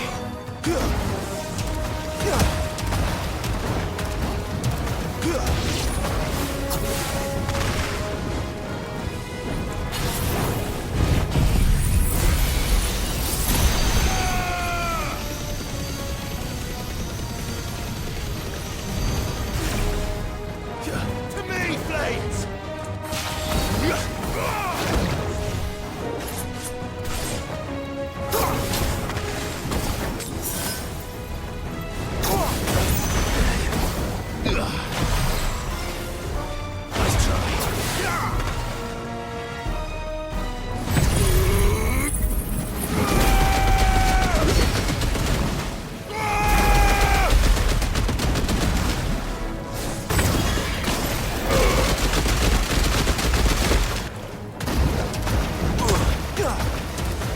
You're finished.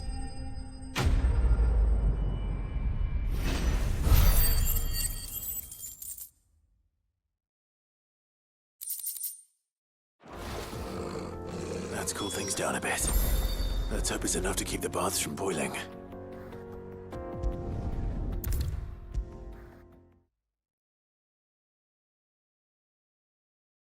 There he is. The man who saved my... I was hoping we'd be seeing you again. The baths grow more bearable by the moment. It won't be long now before we are back to business as usual. I'm glad to hear it. Now, tell me this. What did you find at the terraces? What threatened to make me a pauper? Not what I expected, that's for certain.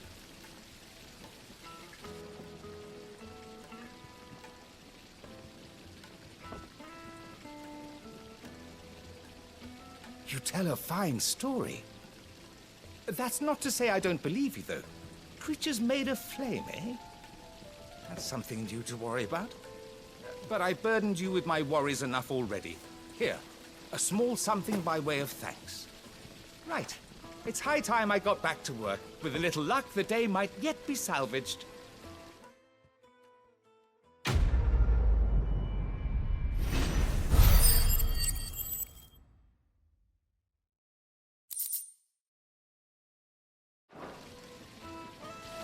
It's just as well I sent you to the terraces in my stead. It sounds like I'd have been burnt to a crisp. The, scrubbing is almost finished. But we appreciate your patience. Don't tell me you put down roots.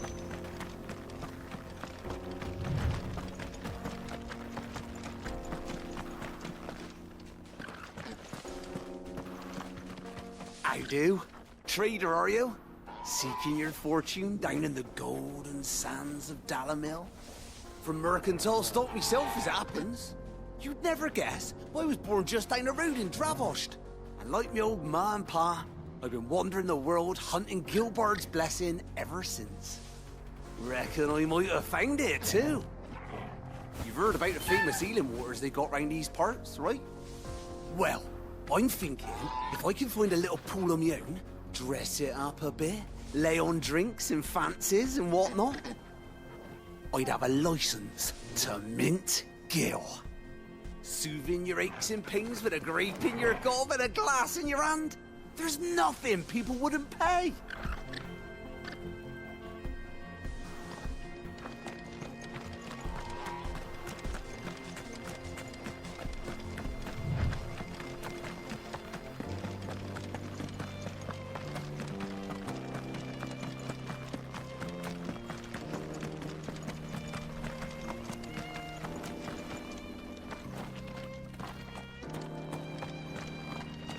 Broken down, you say? From the weight of its load? Aye. The guards are furious about it. You do well to steer clear. Well, if it's blocking the road, it'd be a wasted journey anyway.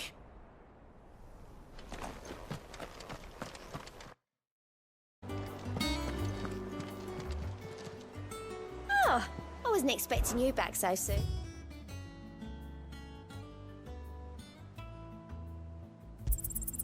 You earned this. Well done.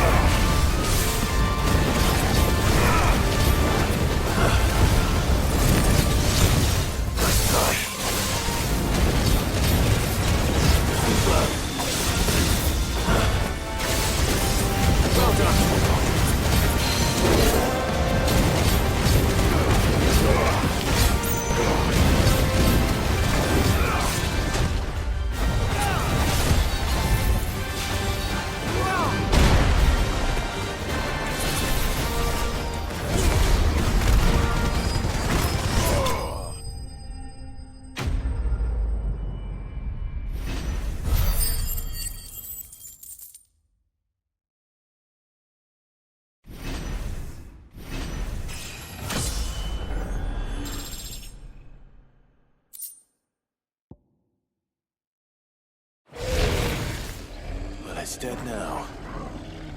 Whatever it was.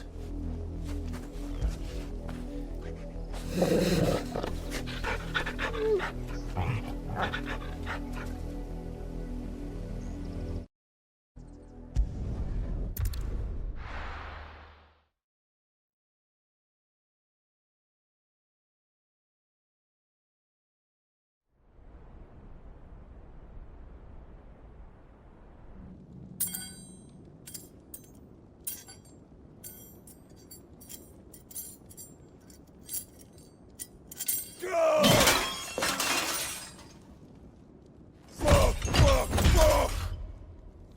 What did they start? What has that gutter rat done to me?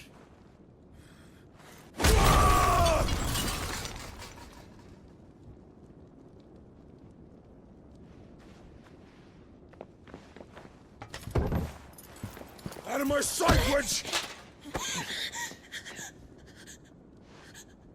I'll kill you, Rossfield! I'll rip out your heart! I'll tear you limb from limb! Peace, Hugo. The table shan't hurt you any longer. He sought to humiliate me. Me! If you hadn't interfered, he would be dead! You truly believe you would have triumphed had the battle continued? Titan would have ground him into dust! And how would he have done that without his head? Shut up!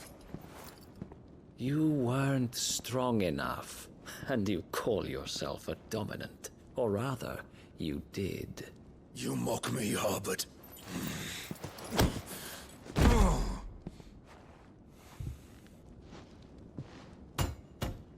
Do you see, Hugo? You are weak. Fuck! But so long as that fire burns within you, there is still hope. There may yet be a way for you to take your revenge. Tell me, what must I do? Please, I'll do anything. Just tell me.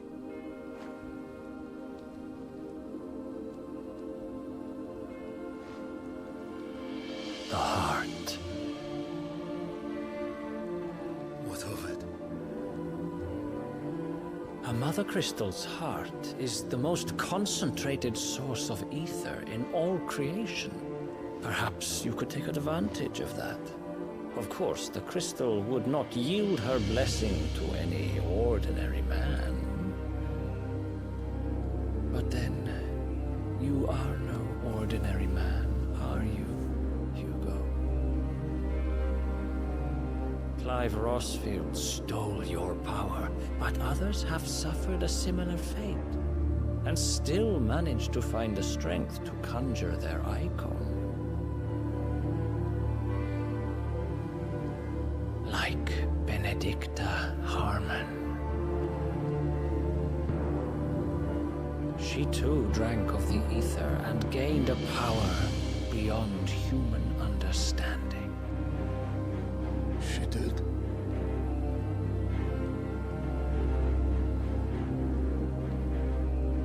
Benedicta. Benedict.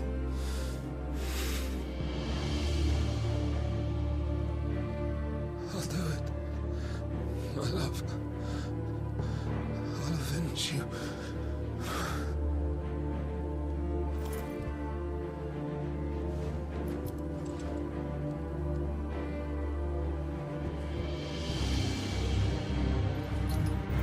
Run along now, Hugo.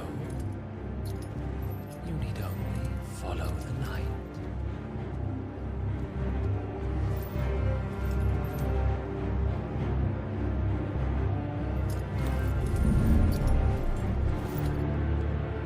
Muthos is here. Very well, it shall be so. You may leave everything to me, Your Majesty.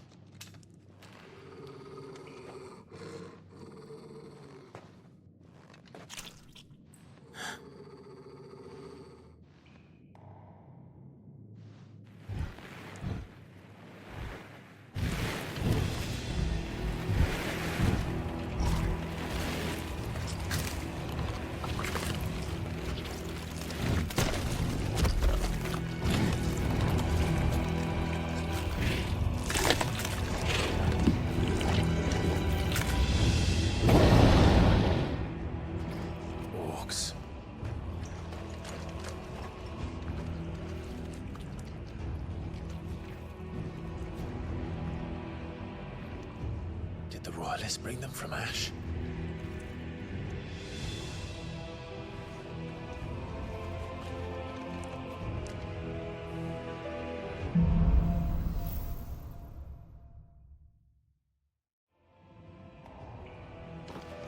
Are the beastmen part of the Waluda army now? How the hell did that happen?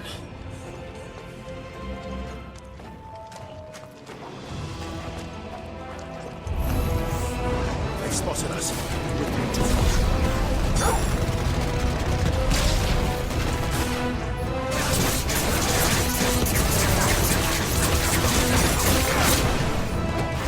Too slow.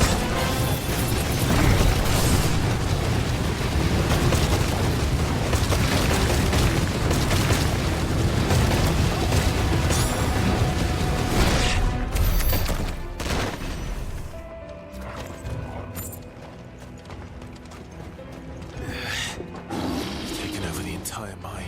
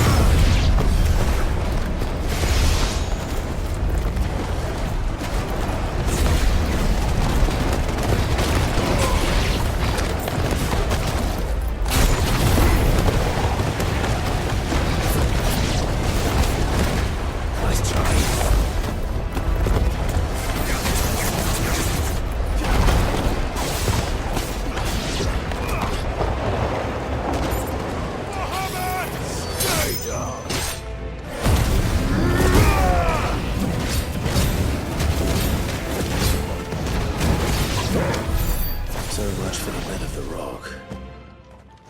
Dalmekia's finest.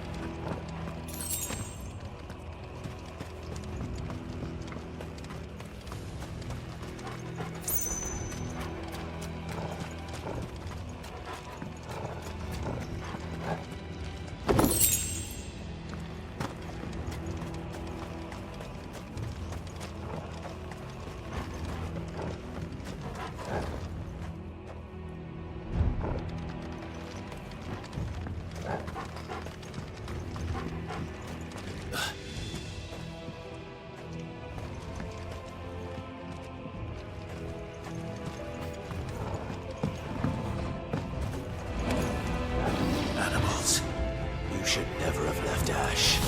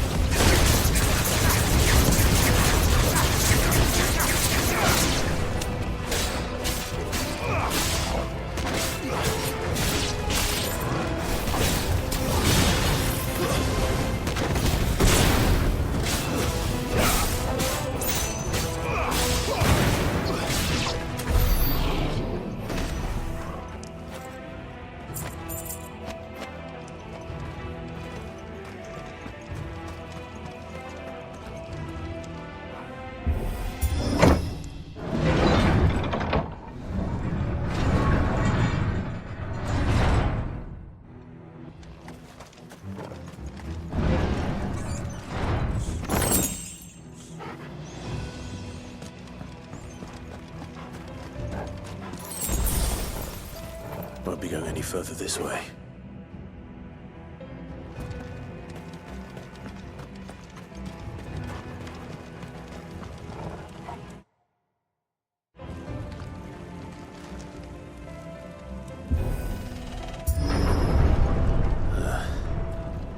Stairs. This must be the way out.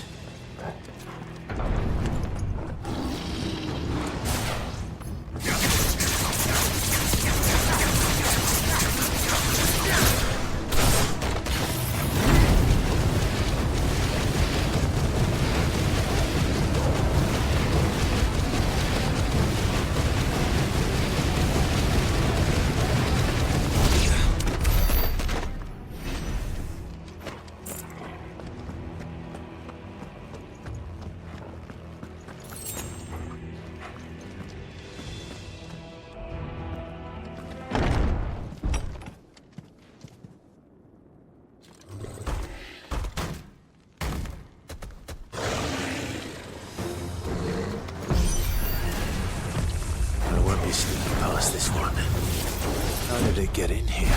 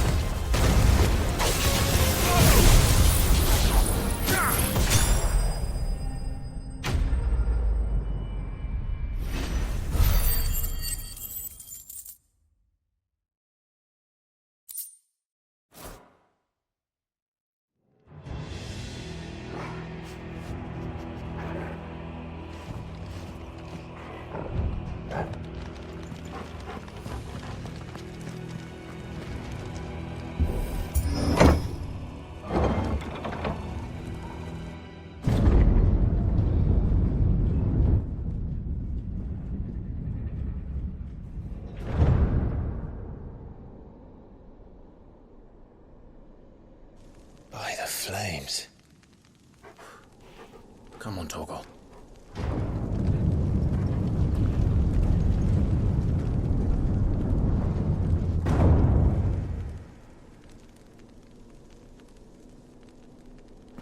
Kupka never did do things by halves.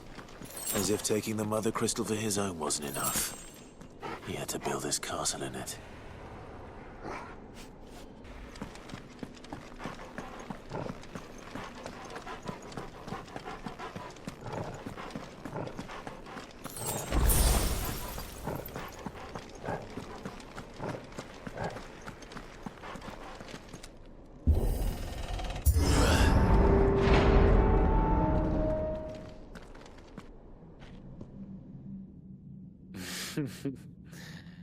Let the trial begin.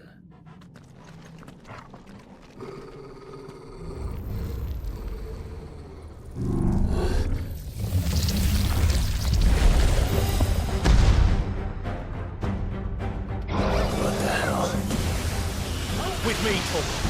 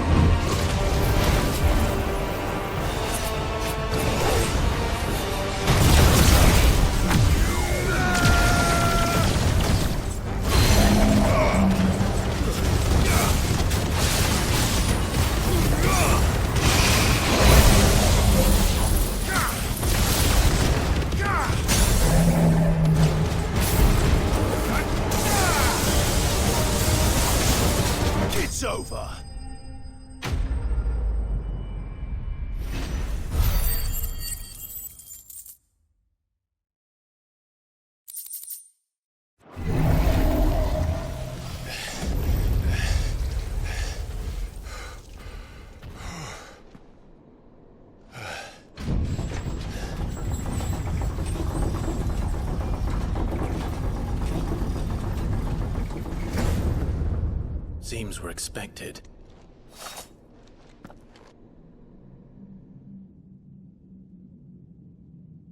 So this is the power of Mythos.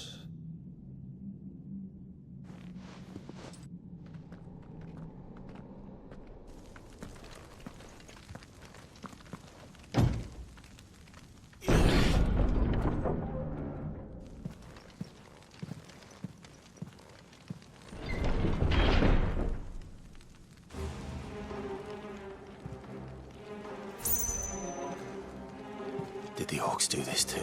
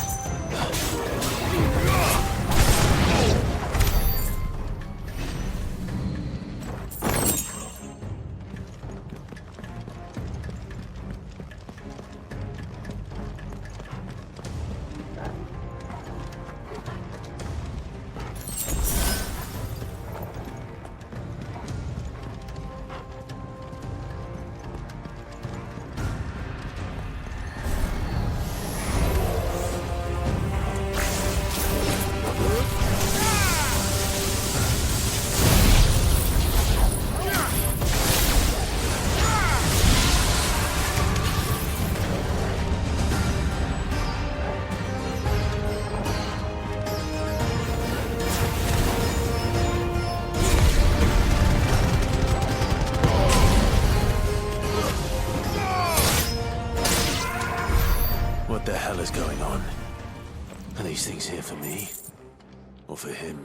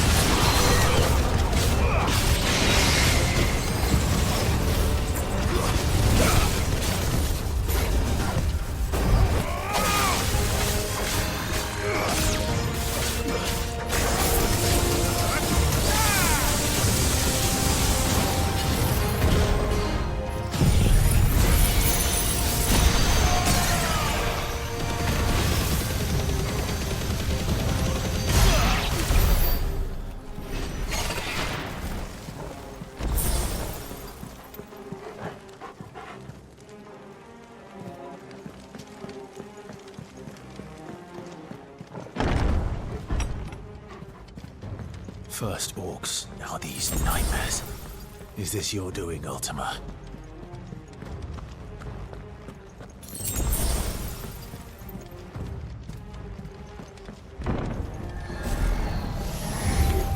This won't be easy.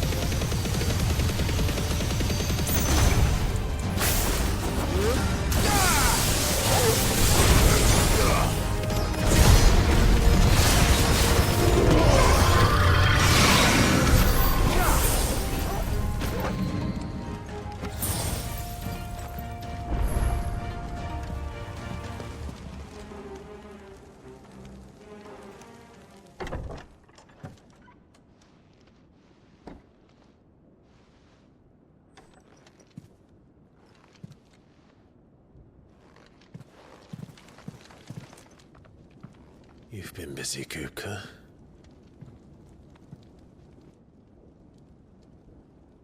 But where did you go?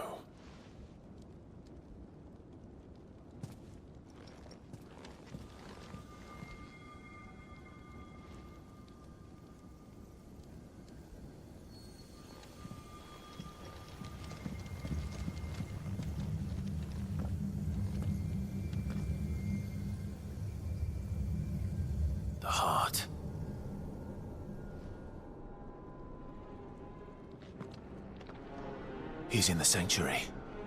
I can feel it. Come on, Torgal.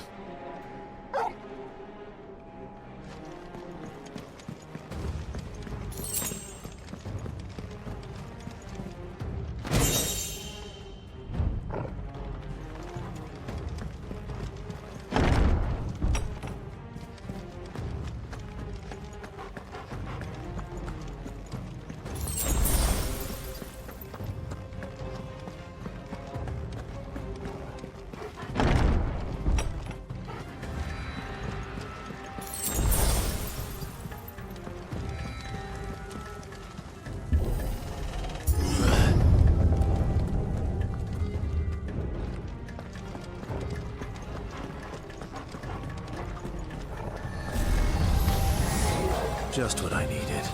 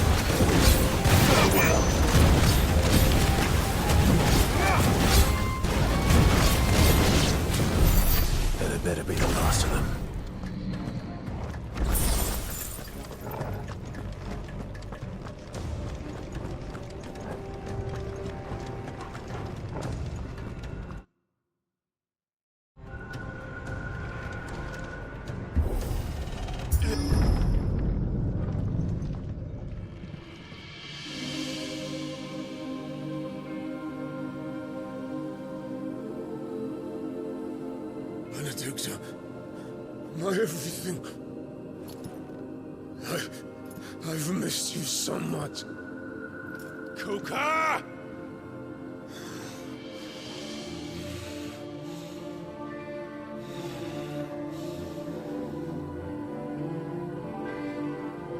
I swear to you, my love, we will never be parted again. What's wrong with him?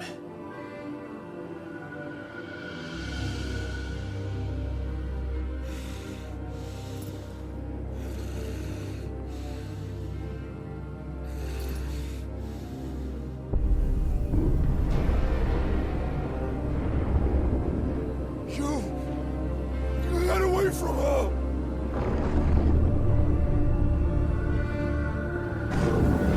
Benedicta!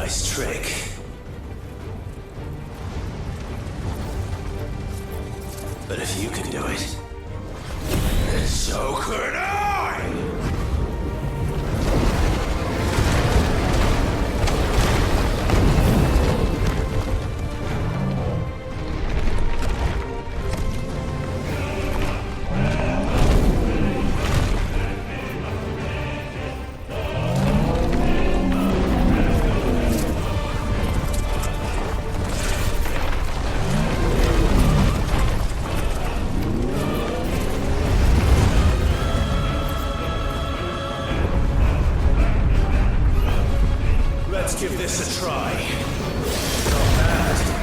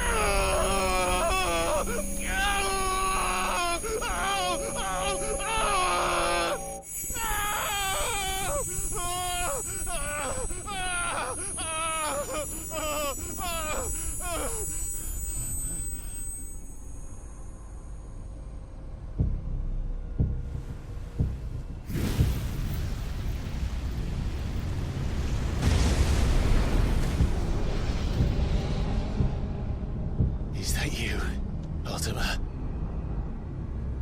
What do you want? Your soul is tainted with worthless human will, yet your thirst for power remains undiminished. With every sip you take, you grow in strength, and soon you shall achieve perfection. I don't know what you're talking about. You will accept us, Mythos. It is inevitable. You were created for this purpose, and you shall serve it. Never!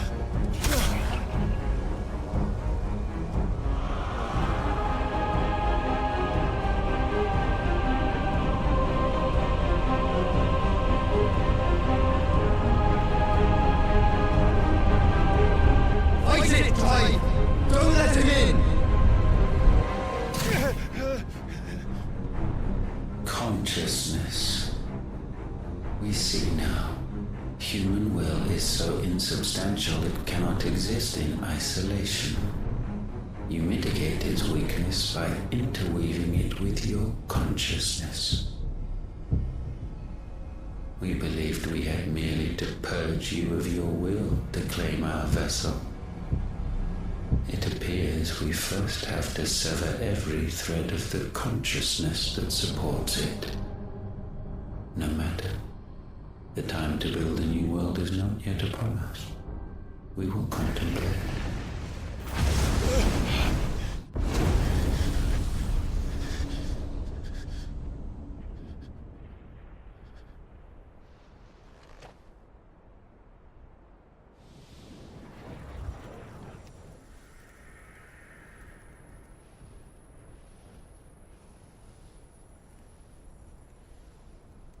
Thank you, Joshua.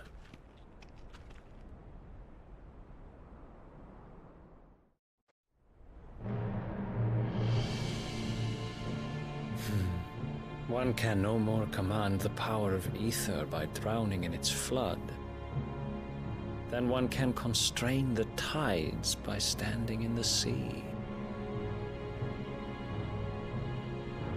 I had thought Hugo wiser than this, but it seems his head was full of rocks after all. Titan was strong. Your Majesty. But Mythos is stronger. For 5 years, that man lived only for revenge. Clinging fast to a fiction, even as it swept him into the abyss.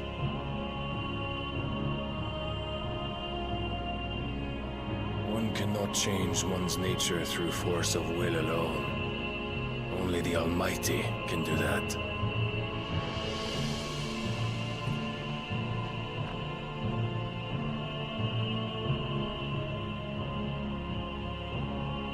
Hugo Kupka. The man who gave his life for a woman's head. A fool like all the rest.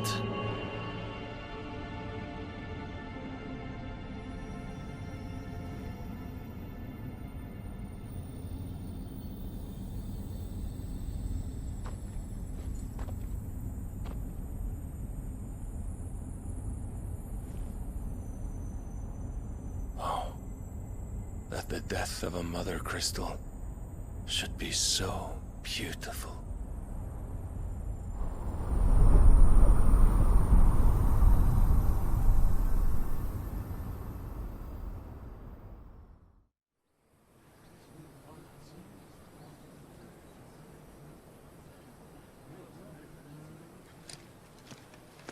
Some medicine, my lord?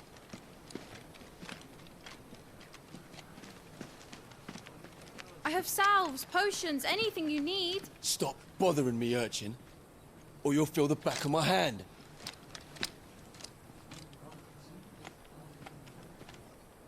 You must consider your health, my prince. If a show of force is needed to keep the Dalmex at bay, you may trust in your dragoons. I beg you to call on Bahamut only as a last resort. His strength comes at too great a cost. The Empire agreed to an armistice with the Republic, and yet the Emperor still plots its ruin. For now, the Dalmecs suspect nothing, and as long as I can hold their gaze, war need not be inevitable. But more than that, Bahamut is the champion of the Empire. When our people look to the heavens, the sight of him gives them hope.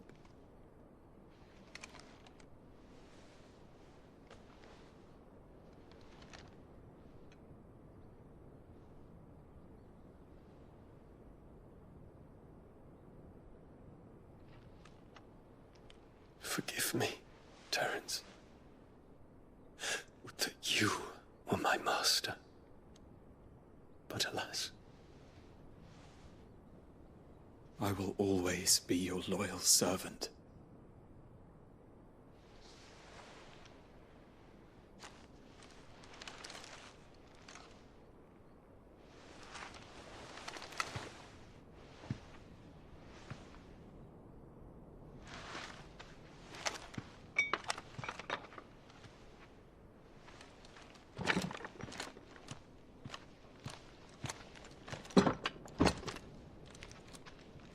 Should the Council's brazen maneuvering prompt the Republic to tear up their own treaty and launch a new assault, our soldiers would advance to meet them, cutting across the Central Isles, but not in time to prevent their forces from breaching the southern defenses and storming Twinside.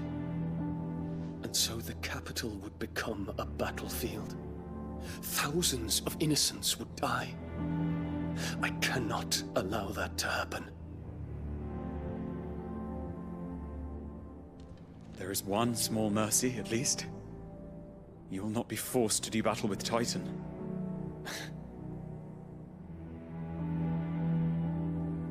Would that I could avoid doing battle at all. 1,000 pardons, Your Highness. What is it?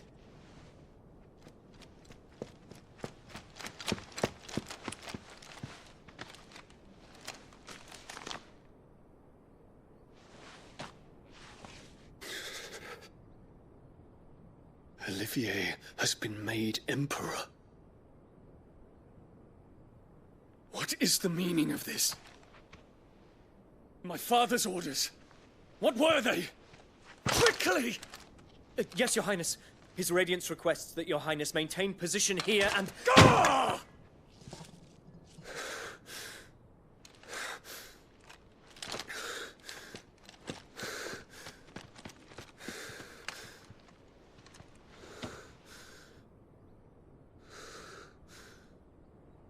Terence.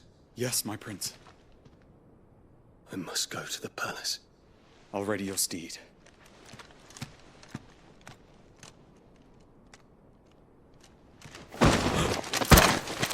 What is it now?